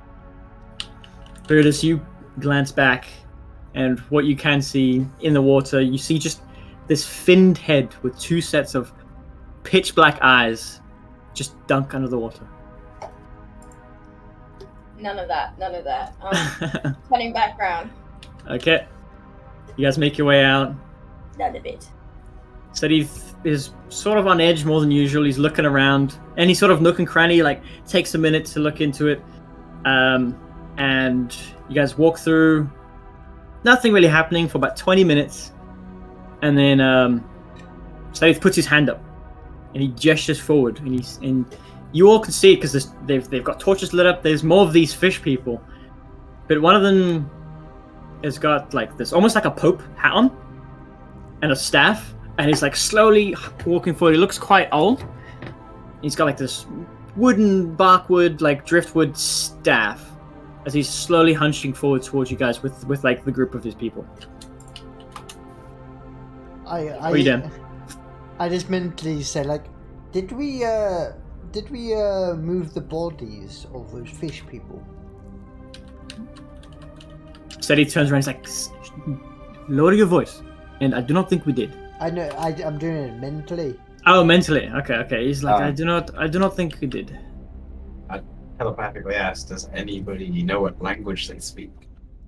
Steady turns. They speak. I presume they would speak Undercommon.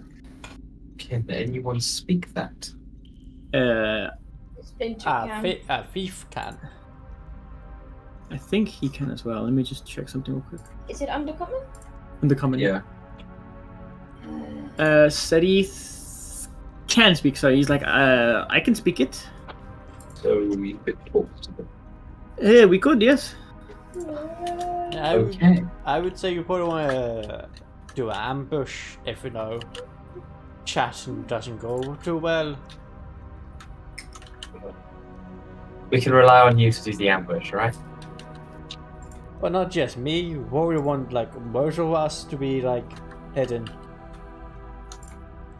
I will walk with Sarith Okay. and talk to the fish people. Okay. I'm going to ready a spell just in case. And then Yes. I'm going to. Yes, I'm going to ready that. Up you already when we in place of try already a fireball. okay. So this is the layout that you see. He gestures towards you guys up the front there. Quickly, Taking my Praxis. Dawnbreaker, sorry. Quickly, make a perception check. Okay, 1 second. I'm restoring my vision to 4K. Okay, gotcha. You're wiggling the cable a little bit, so you're plugging it in further. Got it. No. Put in the glasses. Oh, yes. There we go. All right. Okay. Let's roll a perception check. It's general. Oh, one character. There we go. Okay. 10, baby! I'm doing shit today. No, 10's fine. Okay. You notice that the creature that Praxis was fond of, the little spider, Yeah. it's not with you.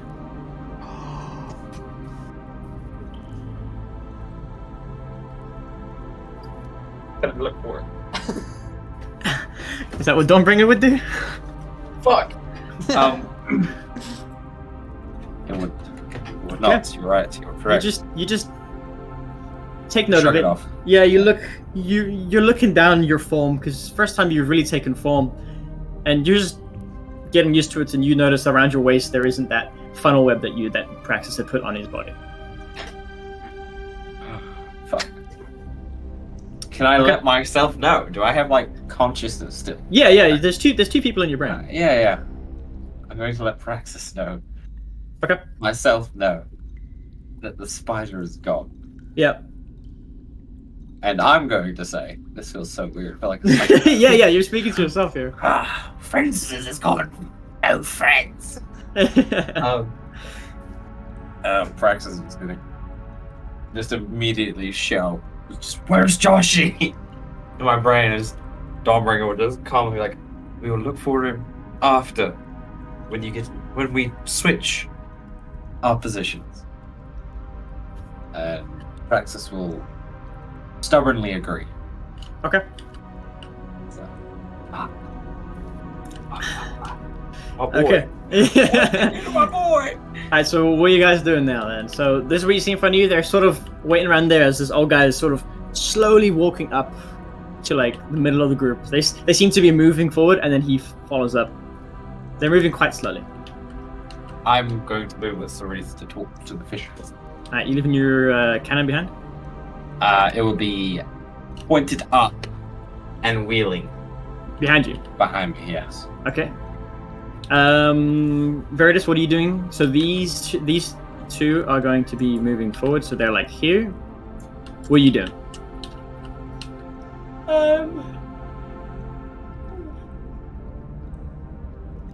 Oh, goodness, I'm gonna just move here. Okay. But I'm readying a spell. Okay, what spell are you ready? I am going to be readying Sacred Flame. Sacred Flame. In the name of God. Yeah. Oh god. Sacred Flame, Sacred Flame. Let's see. It's Dex save 13. Oh, it's a cantrip. Oh, okay, nice. Yeah. Okay. Yep.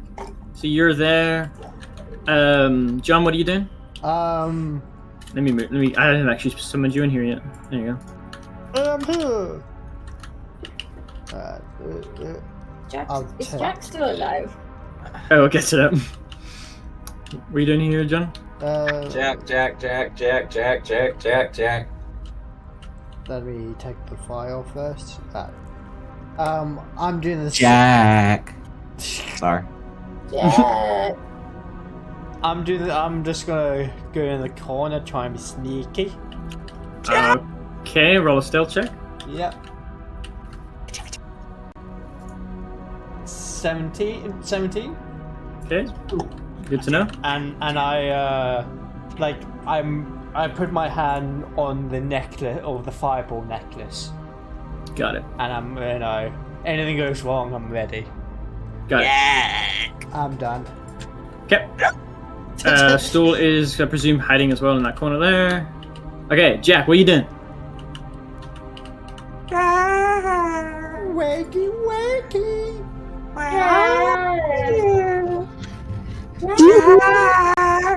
Yes, spooky bitch. Oh, Pookie Bear, where are you? Dirty bitch. Ah, Sally. Jack. Jackie. Jacqueline. That's my mum's name. Don't call him that. You mean Victoria Senior? Jack. Jack. Why don't I feel like his head just like No, it's it's my just dog. looking up in his ceiling, just sleeping.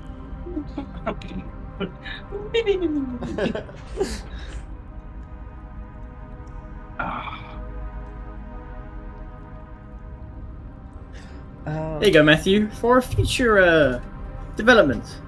Oh. That's what he's doing right now. I can't make international calls Why not? because I don't have it on my service plan.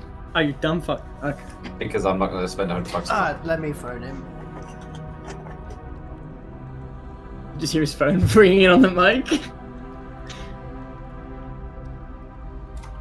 Eldest during this time is going to get up right here.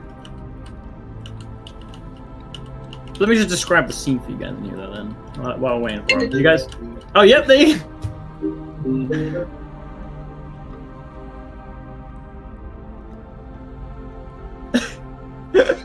Wakey, Hello? wakey. Oh, he's awake.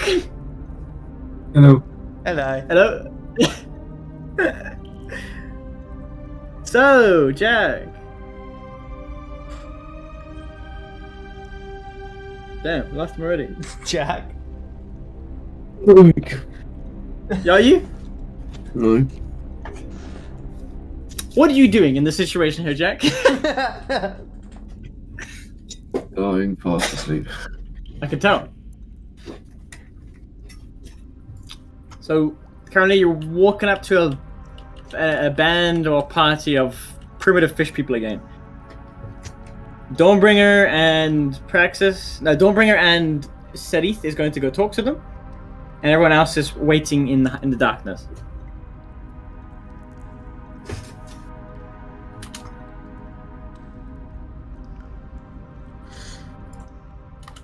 I'm just gonna stay in the darkness with the extra. Oh, what I do have is Facebook. All right. There we're good with that. California girl. Jack, make a stealth check for me.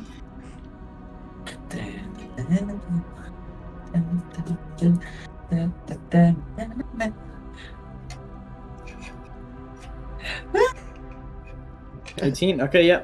Good to know.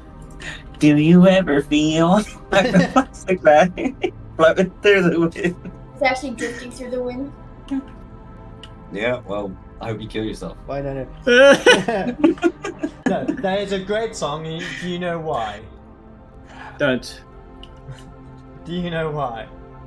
Don't. What? Do you know you? No. Go on, say it. Say nothing you're gonna say. Say it. Now it's so much pressure. Say it. Say it. You put yourself in the spotlight. I don't want that. Well, I'm socially anxiety. Well, anyway, okay. Fuck up.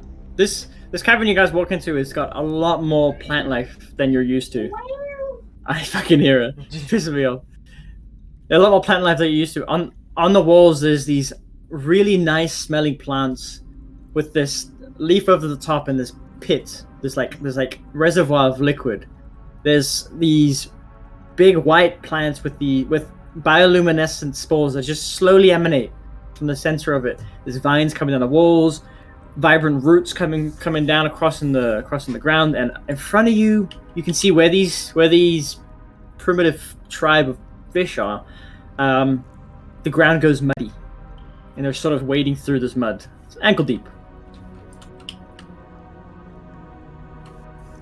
I proceed. You proceed. Okay. You Sadith proceed. How are you making your presence known? Blinding light. The blinding light. Okay. Well, not a blinding light. Put the sword up. You put the Just sword kind up. of flash it just a little bit to make us known, make them aware of our presence. Okay. You see them all. Well, you see all of them except for the old one. The old one just looks up like not a care in the world. He's just like, what? And the other ones just get their spears ready, and you see they also have nets around their waist. They get their spears ready, and they look at you, and they. Where's that meme of the dude, like the high Hrothgar, whatever, like, where he's just like, woken up. He's like squinting his Oh, Jarl Balgruuf. eyes. You know, Boger or whatever. We must use your keep to capture a dragon. While he's like asleep in bed. Oh, fuck, where's that? Oh, fuck, is it? Everyone has the spears up, just the robot like, wait a minute, I am trying to look for a meme.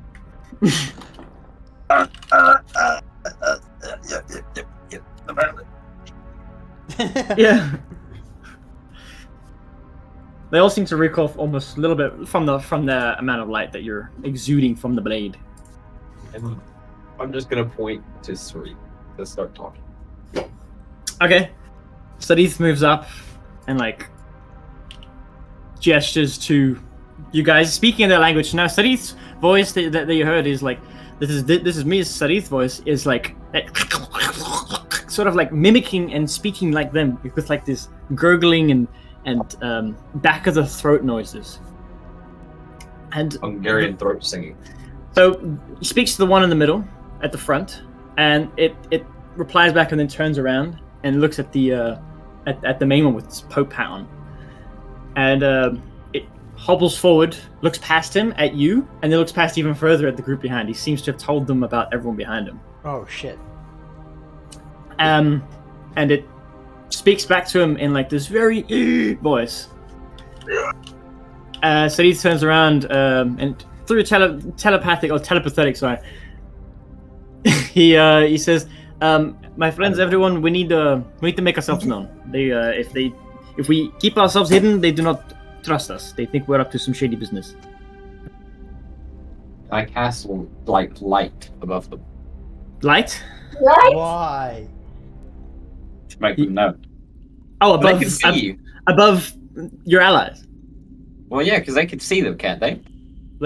Sally seems to have told them because after Sally spoke, he looked over and past and looked towards them. Because I mean, Viridis and Viridis didn't stealth.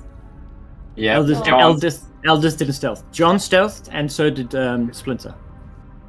I just telepathically just say, please, if you would not mind revealing yourselves.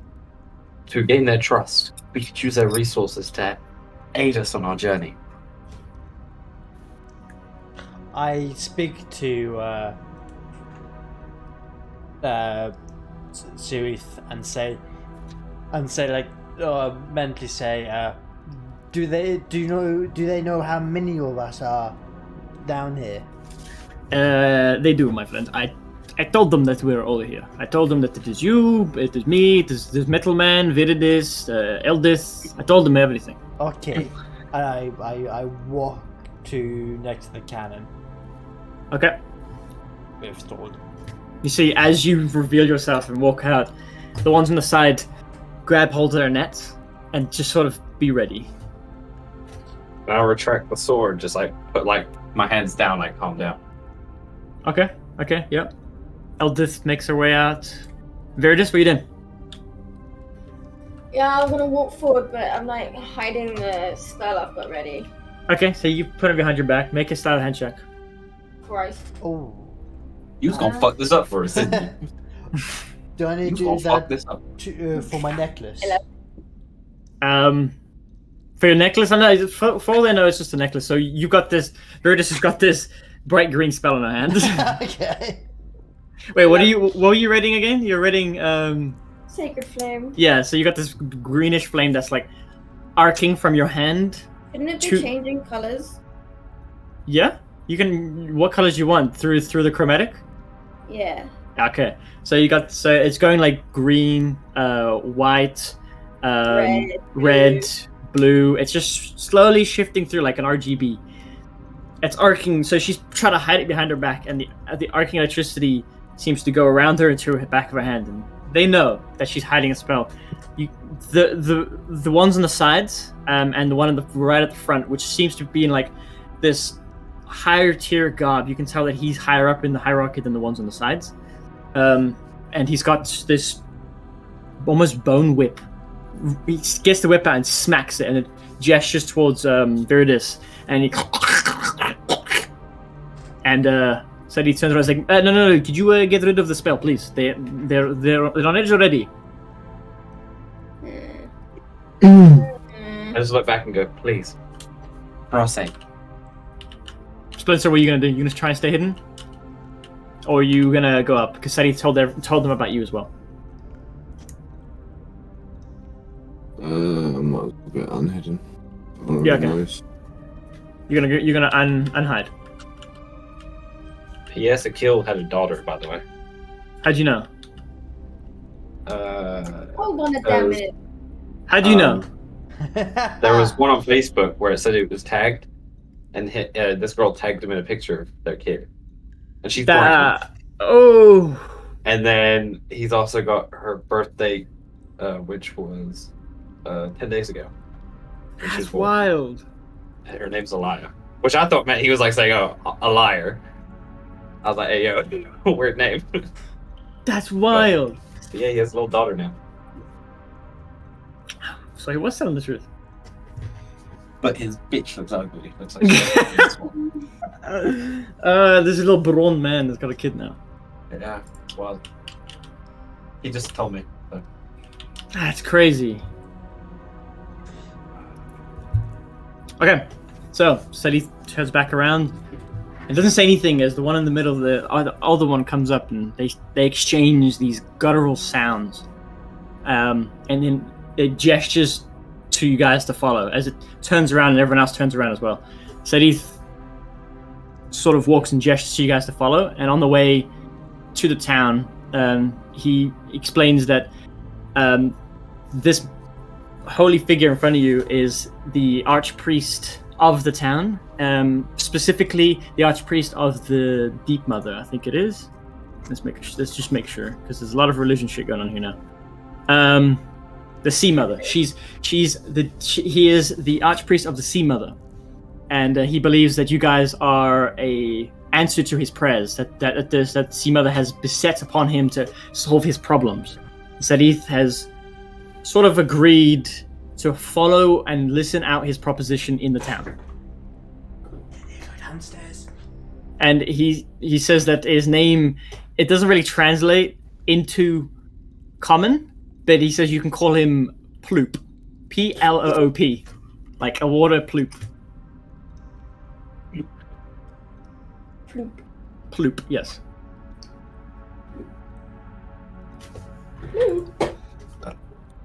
Good, you guys didn't attack, because that would have been bad.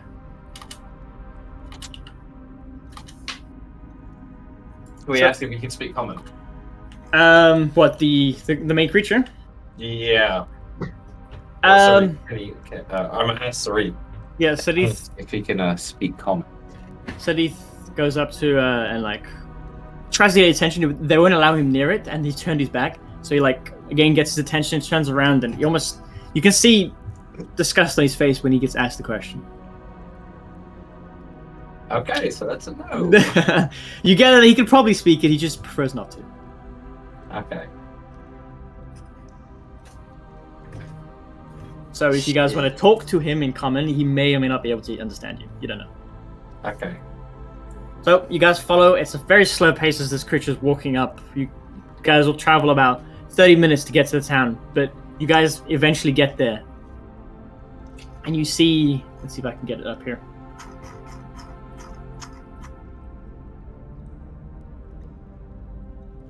Is that her? Yeah. Damn. Okay, fair enough. If that's what you want, fair enough. I'm not gonna. Damn. Okay, so you guys exit this little pathway that's about 20 feet by 40 feet up, and you enter into this giant cavern. It gets immediately really cold, as the immensity of this cavern just can't hold heat. And you see in the distance spots of dim light high up above the ground. Lower across the ground, you see what seems like a gate, a fence. These haphazardly put up towers with bridges that walk across them. And this whole thing is almost got like fishing nets and broken pieces of boats. And the doors themselves seem to be like ship holes, hull of a ship just like mashed together, and when they move it apart, it sort of falls over and they pull it back up. There's no hinges. There's nothing really technologically advanced about these people. As the archpriest leads you in, you guys get a look around. There's a lot more of these creatures now. These fish, like some of them, eyes are darting around, moving in weird manners. There's sometimes clusters of them moving like a school of fish through. You guys sometimes have to stop as they just meander through you without any care. Some of them, their eyes are stationary and they're just walking ever so slowly around, non-responsive to their surroundings. They'll bump into something and then turn around and walk the other way. You guys slowly make your way through the town, happening upon this 9-foot tall statue. Its body is roughly carved from some kind of wood in the shape of a humanoid female. Its head and forearms form from severed heads and claws of giant albino crayfish. These parts that are lashed on with strands of gut and emit an overpowering stench of rotting shellfish. There are shells and brightly colored stones, mushrooms, rotting fish that are all piled at the base of the statue. And it's also got some of these rotting fish around the neck of the statue. There are 4 of these fish-like people in seems to be royal garb or holy garb, circling the statue. They're alert, and they've got these sort of bone coral whips wrapped around their waists. I'll make a religion check. You can make a religion check. Yeah. Can I do one too? Can I do Go one for as well? Yeah, all of you go for one. Why not? Fuck, can I do a religion check as Praxis? nice try. Well, With don't bring it, you have advantage. Oh, with I have advantage. Okay. Yeah, don't bring it I advantage. got 21. 21, 14, and 18. Okay. Yeah, well, it was 12. The DC. I know more than that goddamn holy robot. Where's your god now? You don't Um, believe in God, faggot. You don't know him. Why would you do a made religion check? living. You don't believe in him. Yeah, so- But I know them though. I Yeah, hate John, you've read about these in these pagan heresy books that you don't really agree with. You just read through them because that was part of the curriculum in your to understand the gods and the beings that created this world. You all know that this is a shrine to the Sea Mother, and that it is the deity that these creatures have sort of made. It doesn't actually coalesce to an actual single being. It's sort of an idea of group offering and sharing. Yeah, it's sort of like sharing and group offering and things that you can give up that mean a lot to you. If you give it to someone else, you will be fortunate in your findings in the future. That's why there's all these shells and rotting fish and food and stuff like that people have given up to the statue in hopes that someone in need can come and take it. $1 million. Was the Krusty Krab here too? You know that fuck off. Krusty Krab pizza. You guys know that No. it's Up. a sort of a scavenger goddess that recovered that things that need to be recovered or worthy offerings are usually placed here as well. The more personal the offering, the better. Sometimes you guys will notice as you're examining this thing and the archpriest notices you, he just lets you take in the beauty of his mistress. You guys see a couple of these fish guys walk up to it and just throw up at her feet.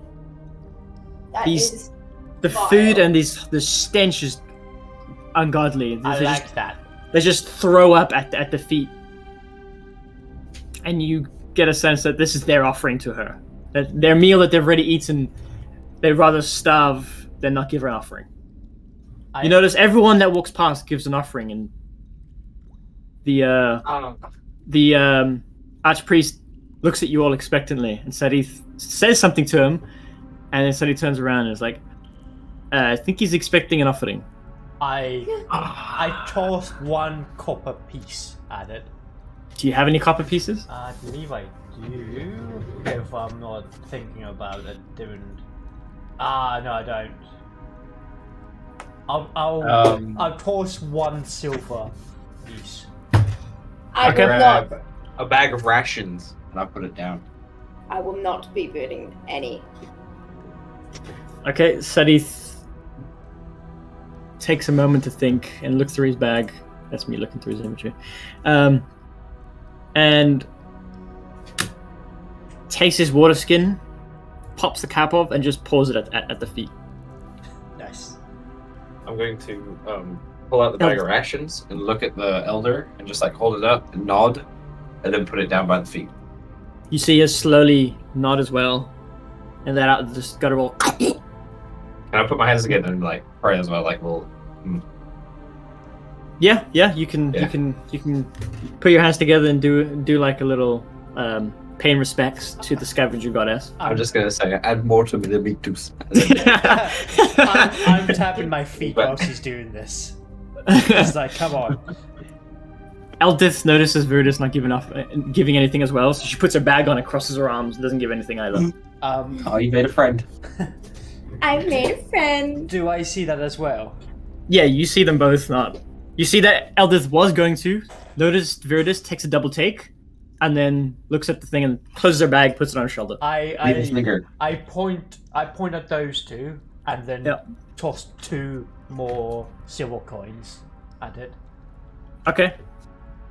You see the archpriest look over at you as you point, looks at them, and then looks at you, and then you toss these coins, and it nods as well slowly. He then slowly turns around and see the guards that are around them line this building that he's walking up to, and he walks in. Sadith stops at the door, takes a look in. You see he reel back from the smell, and then he just and then walks in. Oh no. It's stank in there. It reeks because he's right outside the statue. So the statue's in a courtyard, and he's on like one of the houses on the side of it. You can see that he takes care of this shrine. So any offerings that are left for too long, he brings them into his home. I meant you to nah. say, be strong, brother. Do I have to go in? Sadith goes in. Praxis, I mean, Dumbring, I presume you go in? Yes. Yep. You see Stool's loving it. Stool almost goes over, you see him meandering over towards the rotten food. I try do not try to not eat the rotten food. They might be angry if you do that. Bro, he's fucking loving this. She's like, Yeah, he's loving the smell. He turns around and says, okay, I thought it was for those in need. No. And then it scurries back. Scurries back to you. I was just like, this is crazy people we are dealing with here. Religious crazy. What is there right now? Huh? What is being offered? And So what's there's like these rotting fish that are piled up at the feet. There's mushrooms, multicolored stones, brightly colored stones, some stones that are quite dull, shells, rotting shellfish. You can see that there's corals that have been hung around the neck of the statue, and obviously the rations that Dawnbreaker put there, and the 3 coins that John threw in there. So nothing that I can take. Nothing that you can take. Yeah. Make a perception check. Not investigation because you're not managing through. Make a perception check.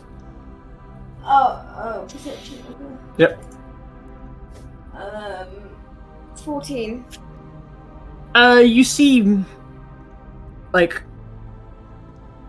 a hilt of what would appears to be a sword, but it's covered in rotten fish and slime and ichor, and it's almost looks a little bit rusty. Yummy. If you want, that's the only thing that really sticks out to you. I'm going to remember that. Do I see those kind of rocks and dark rocks? Yeah, you do. Yeah, can I like investigate if it's they're good or not? Anything special about them? Do you go up to them and investigate, or do you just look at them? I just look at them. Okay, make a perception check. Okay. Yeah, those are rocks, alright. Yeah, there's just multicolored rocks. You don't get any sort of sense of them. In order to know anything more, you'd have to go up and investigate them. That's performance as well, Richard. So. Oh. Yeah, I think it's the same. Yeah, it's +1. Yeah, that's fine then. I just like do a small like sniff. I'm gonna just not go up there. Yeah, it is a terrible smell. You notice that the 4 fish-like priests that are around this thing, one of them has taken notice of you guys and just got his hand on his waist, on the hilt of the whip.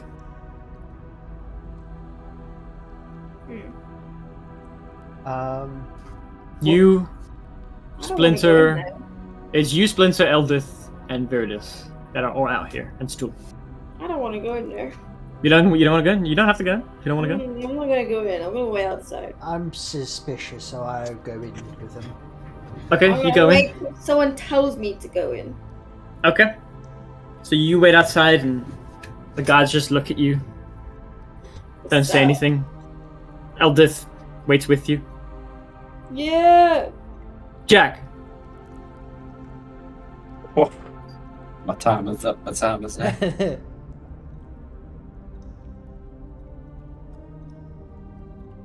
Shall I call him again? We'll just have him go outside. We'll just have him be outside. Alright. So. Don't worry. Oh, shit. Oh, yeah, Oh. he's here. Facebook. I'm a bit fucked for it, Matthew. Wait, you little shithead. Jack, if you want, you can go to sleep if you want, and I'll take control of your character until we're done here.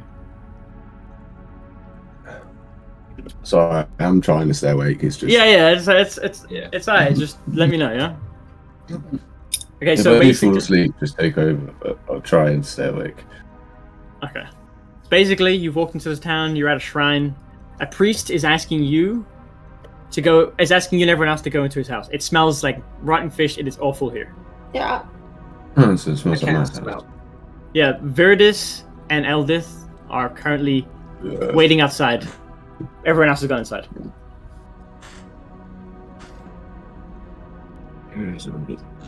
Why are they waiting outside? Because it smells fucking It's bad. stanky. It smells like rotting fish. It stank deep, like fresh knob cheese. Yeah, like unwashed. Unwashed ball sweat. Yeah, Oh, That someone just Like, vomited. my favourite. like the type of shit that you don't wash for months until you leave the house. You know. Like Richard's bed sheets are just crusted. Thanks. Like a That's someone- stationary I sheet. still was in a dig. Sorry, did you like that, huh? No, I like that. I like that. And someone's been like, the only wash you have is like someone's vomited. Like on Richard. you. So you're going in with Dawnbringer and Sadith. And John. By the way, you will be able to understand them because you speak their language. Sadith also speaks it, so he's currently translating for everyone. No, I want to stay out. Okay, you stay out. Is there anything in particular? There is this giant statue in front of you that people are giving offerings to, which also fucking stinks. And the house that they've gone into is surrounded by this guard with two bigger fish-like people in priestly garb with coral bonish whips at their waist.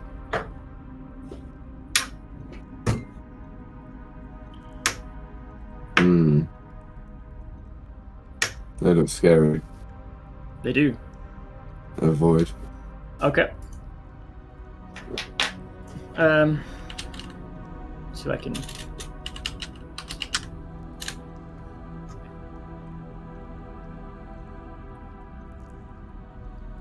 Can I get a? Yeah. So these are the guys that are dressed, but instead of being dressed like this, they're dressed in like a more formal attire. But those are the guys with the whips. Yeah, those are the guys with the whips. And Does that fish want to be any more sculpted? Look at him. That man fucks other fishes. that man is. Bro, that's a fish Chad. And this is the Beautiful. archpriest. This is the archpriest. Kind of Okay. fuck it. Oh, bro. This whole thing, no. Just- Yeah, but he's got like a pope hat on. bro, he's just repopulated the hat tree. He's a happy man right there. Yeah, so I keep calling what you call it practice. Dawnbringer and Sadith, you walk in, and the inside of his hovel is, you obviously can't smell, but you can see that there's this refuge everywhere. He lumbers over to this chair and desk, and he shoves himself in the chair and starts speaking to Sadith. About 5 minutes of them speaking back and forth, another one of these, instead of a archpriest or one of those normal priests, it's just a normal Katoa fishman that just walks in, notices you guys and gets startled, and then in a brazen and confrontational tone starts speaking to the priest, the archpriest. Can Sadith- I read what they're saying? Yeah, Sadith backs up, and while they're arguing, he's translating and briefly tells you that he's got a problem with another religion popping up in this town. A religion of the Deep Father. It is more of a sacrificial type of religion, and it's causing fanatics to pop up in the town. And the religion is helmed by his daughter. She's actually the archpriest of the Deep Father, and she's been recruiting people around. And ever since the archpriest of the Sea Mother stated that ever since she's taken the religion of the Deep Father, she's grown in power, and that's caused more people to flock to her religion. He's directly translating that the creature that walked in is the archpriest's son, and he doesn't trust you guys and doesn't believe that outsiders are needed to solve their problem. Outsiders are always needed. First thing you need is outside. Yeah, you need a fresh First, point. you need to your outsource. you need a fresh perspective. Can I do the religion Go back. check on that new religion? On the Deep Father, Yeah. go for it. Boop. And then there you are. What'd you get? 20. 20. Okay. Surprisingly, this religion is very new. Hasn't appeared in any other books, but you draw similarities to other brief spring-ups of the Deep Father within the Underdark, and you know that although it's not really documented enough, that these spring-up religions don't last long, and that usually some sort of cataclysmic event follows the religion. I just say to the party in our mind, just like, we need to be careful about this new religion. I barely know anything because most of the time when it pops up, something really bad happens right after it. Do I hear this? Yeah. He's saying in the mind. Oh. Yeah. Okay. Yeah. Okay. So they go back and forth, the father and the priest. Sadith is directly translating, and it's just, we don't need this. It's our sister. Oh, it's my sister, your daughter. We can get through to her. And then the archpriest says that, but she sends out hunting parties to capture humanoids so she can sacrifice them at the altar for the Deep Father. And then he looks back and he gestures his son away and he continues the conversation with Sadith. 5 minutes pass, and then Sadith's just like, okay, my friends, we need to... He's given us a proposition. He will help us. He understands that we are not from the Underdark, and we are trying to find a way out. Let's go outside and speak with everyone else, and we'll decide what to do, yes? Okay. I mean, oh yes. Yeah, it's gonna... So, he ushers you out, and then he... gathers you all together and just speaks it. He doesn't use his mind. He speaks it, and says that the archpriest wants you guys to be bait. He wants you guys to be bait. He wants to bait the hook of her religion. That he wants to offer you guys as a peace offering between the two religions, and that he will forego the Sea Mother and accept the Deep Father. But it's all a ploy to get close to her. So you guys will go in as an offering. You guys will get put on the altar, and before you guys get sacrificed, he will spring a trap and try and take her out during the sacrifice. The only issue is you guys will be Unarmed.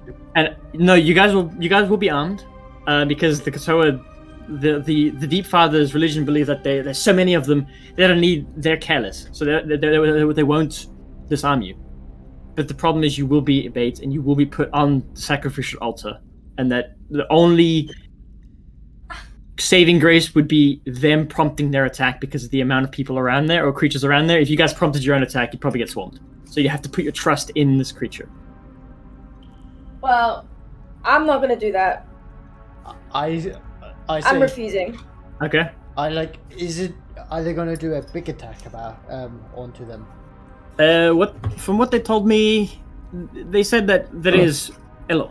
They say that there is a lot of them. They've infiltrated the Deep Father. They've infiltrated the religion, and they understand they are careless. They do not believe in disarming or tying up. They believe that their numbers are too great. They cannot be challenged.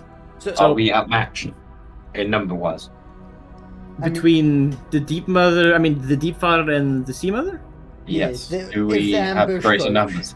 We do not. He says that they have more numbers now, but he hopes with you guys, and you guys have been able to survive. And I told him how long ago we left prison.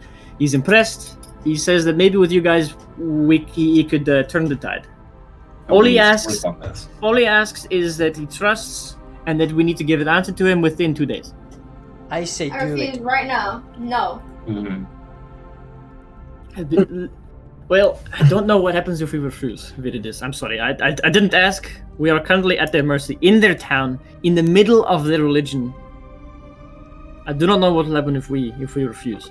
You guys don't need to refuse. I'm refusing. Oh, And if they Oh, I heard that. I heard that, yeah. And if they decide to throw you out and sacrifice you, you'll be on your own. Somebody's tapping. I'm That's not me, gonna, sorry. I'm not gonna be bait for a different religion. But we should probably help He- these people. He They are said in that need. he said that if we help him and they come out on top, he will provide us with a contact that will get us out of the Underdark. And that is what we want. I'm always game for a fight. Viridis, do you not want to go leave and cure your problem? Of course, I want to leave. I'm just not gonna be helping a different religion to do so. But this is the only lead we have. He walks over. Sadith walks over to Splinter. Is like, I offered all of this to them, but for you, I offer something different. Ooh. Puts his hands on your shoulder as he's like stood behind you, looking at the group, and then turns you around. You, my friend, are sneaky. I do not. And then he goes. Bad shift. He goes immediately, like mid sentence. Yeah, sort of like that. But mid sentence, he speaks. He transitions to his mind. He says, "In your mind, all of your minds." It's like, I do not want to put all of our eggs in one basket. I do not want to all be in the ambush, and then none of us can get out. I propose we have the sneaky one go around behind the lines, and if it goes wrong, he can get us out because he is already out. Oh no, Kringe. Oh no, Ringe.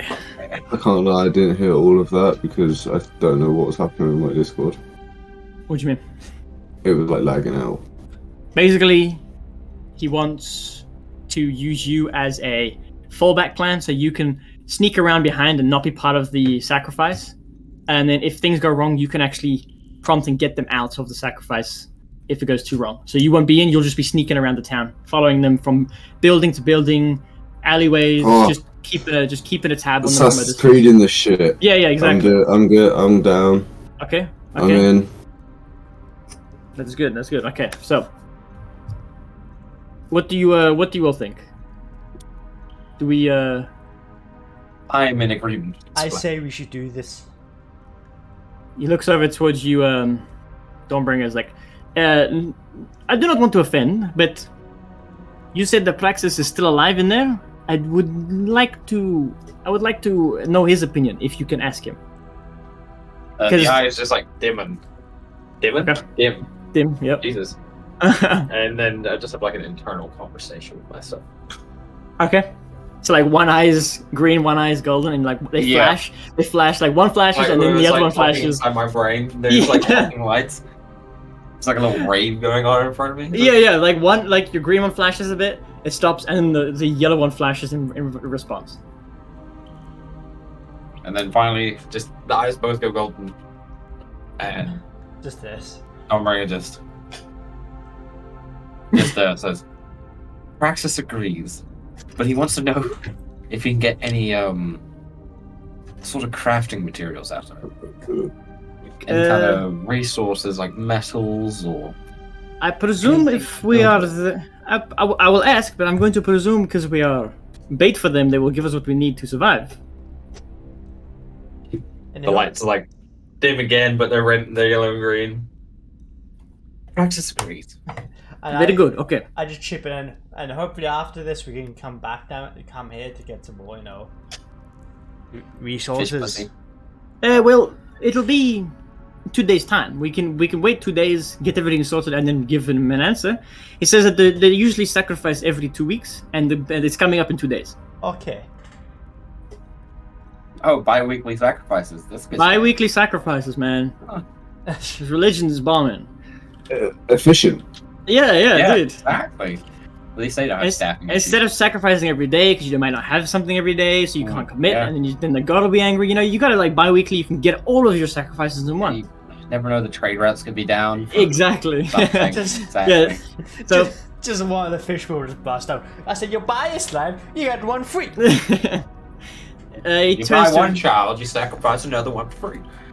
Eldith is still got her arms crossed and not too close to Viridis because she doesn't quite understand Viridis yet, but she stands with Viridis. She's like, I'm not going to be anyone's sacrifice. I'm sorry. Exactly. I'm just... We don't even know them. The last group that we met tried to capture us, and for all we know, tried to sacrifice us against our will. Well, Now these ones are coming asking us, we're just going to throw ourselves in the pot? that could be the other religion people. I So- would make a great stew. So... So either we get sacrificed against our will, or we be idiots and we walk into the sacrifice and give them what they want. We Is this need Eldest or Sareth? This is Elder, sorry. we need the yeah. information that Yeah. he has as well. What's going on with my Discord? I speak Leave and rejoin. I speak dwarf to her. And Okay. I also and- speak Dwarven. I know. It's Yeah, annoying. fuckface. Go on, speak. And I s- Don't speak, darling. and I say as well, this could be taken too hostile. If they do help us, that could be two hostile enemies going down. Which when we do the trap, we could damage both of them at the same time. Aye. Jack, can you hear us? Testing? Testing, testing. 1, 2, 3. 1, 2, 3. It's like laggy, and then I can't hear you, and then it all like rushes through. Oh, I hate it when it does that. Well, you don't need to watch Rich's stream for now. Maybe that'll be it. You can watch the stream in a bit, depending on what things go. But maybe keep off the stream and just listen. Can I request we end like soon? We can end soon and pick up later, or we can pick up next week. Next week, Okay. personally. Okay. Yeah, do that. Awkward, awkward. Okay. So let's just wrap this up then. So Sadith goes to you, Viridis, and is like, so what do you say? I can go in and ask them if you can not be part of the ritual, but you will stick out, and the members of the Deep Father will probably try and capture you and put you part of the sacrifice anyway. What if only I become the sacrifice and you wait with the other? We still will have the same problem. What he just They- literally said, you moron. What if you can hide? Well, the Deep Father, they like to hunt humanoids. They sacrifice to humanoids. If you guys are walking around unchecked, or you are seen, you will be part of the sacrifice against your will. This way, you will keep your stuff. You might get taken from you otherwise. I do not know, but this way we know we'll keep your equipment. Listen, we don't need to decide now. We'll decide in 2 days. Let us. I'll go ask him for a place to stay, and we will rest up and think on it. Yes. Yes.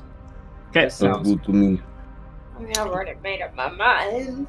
He goes in, speaks a little bit, comes out 5 minutes later, and he's like, "Okay, follow me." And then You're no, also he, Death.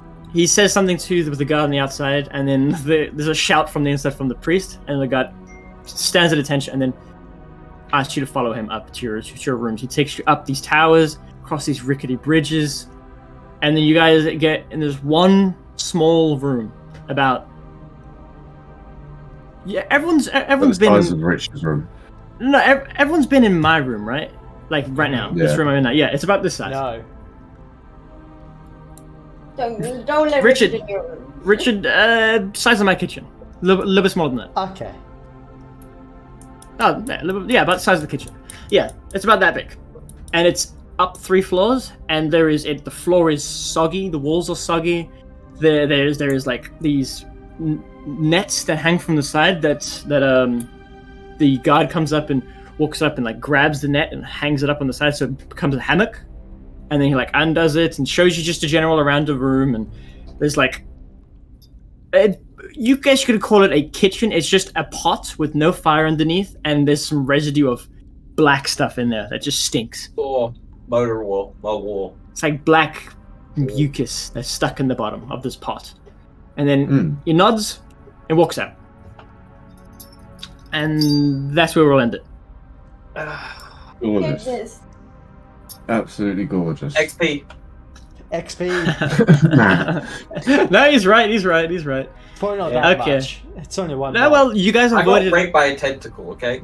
You guys avoided an encounter, and I realized that D&D Beyond tells me how much experience per person, so I don't need to work it out. I can just add the two together. So plus, because you guys avoided this encounter, so it still counts as you guys experiencing it, so you get the experience. When it turns, was Um, it the thing in the fucking water? You don't know. Fish people. And then plus, it's going to be quite a bit. 971 XP each. Wait, what? How Oh, much? you are a sexy beast. 971 XP each. Oh, that's beautiful. I'm Yep. gonna head that to both characters. Crazy what you would have happened if. Yeah, 971. If you guys had that encounter with the tentacle creature was only 300, so you can imagine what the other encounter was, Holy. Okay, Jesus. and you avoided it, thankfully. It was the elder, wasn't it? It was. Yeah. It was this encounter you're looking at now. Okay. That guy would have fucked you up. Well, what if I did fire like a fireball in the middle? Let me take a like, look. let's see, Hang on. like, If you did a fireball there, and let's say on average you did like 30 damage, right? well, I can roll it now and just see. Go for it. I also do fireball. Yeah, 30. 30 would have. What if I joined the fight? Oh, I would have got 39. You would have killed 6 of them, and then 3 of them would have been alive with half health. Okay. And then if Matt did right after with his 39 or 36. Yeah, then you would have. 39. Then only one of them would be alive. The priest, Oh. in which he has 2 level 5 spell slots, Oh. 3 level 4s, 3 level 3s, 3 level 2s, and 4 level 1s. I'm not jealous, you're jealous.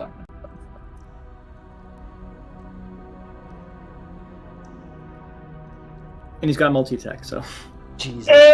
Nope. so yeah, you guys avoided that. Actually, technically though, you did avoid another one because of that creature in the water. So add an extra 50. Hey. Woo. Fuck yeah! XP. What he does, but, The you thing know. that caressed my leg. You're sorry. You were so lucky. I rolled shit on that. He tried to grapple you, the creature underwater. Oh fuck! Or she'd been ripped to pieces then. She She would have would've- been ripped in half. Should have been pulled down into the water. Yeah, but she was already I grappled was by the getting- tentacle. Brother, I was gonna get. Yeah, I was gonna get. they were gonna do opposing. They were gonna do opposing strength checks, and if the one that grappled you in the water pulled you down 1, you would have been pulled 45 feet below the water, and you can only hold your breath for 1 minute. So you would have had a minute to get out. So, would that be like 10? Uh-oh. That's 10 turns. Yeah. Well, Oh, of course, the person who is scared of deep water has to go into the water. You were on the opposite side of it. And, It grabbed Oh, yeah, you. you're Once afraid of the motion water, ain't you? first. I am. and and the most slowest person in the party has the Ocean. Water breathing potion. yeah, with the water breathing potion. She's gonna love traversing the dark lake. Huh? Huh? That's why you I guys wonder if came here it's for a dark. boat to get across the dark lake. I wonder if it's called the Dark Lake because you can't see the bottom. Probably. Oh, it definitely is. and Like, you this definitely probably, is. and you terrifies probably me. don't know what the hell's under there. Like that, huh? Ah, nah. Oh, yeah. Because, fun fact, creatures underwater don't actually have a limit at how much they can grow. Technically, no. Because, like, things on the surface has a limit because of the mass and stuff. Underwater, you don't have that limit. Well, you do, but it's a lot higher. I know they actually no. I don't. It depends on how deep it is, but like there's actually no limit pretty much. I really wanted one of you guys to test how deep that pit actually was, because it's technically linked to the Dark Lake, so it would have just gone and gone and gone and gone.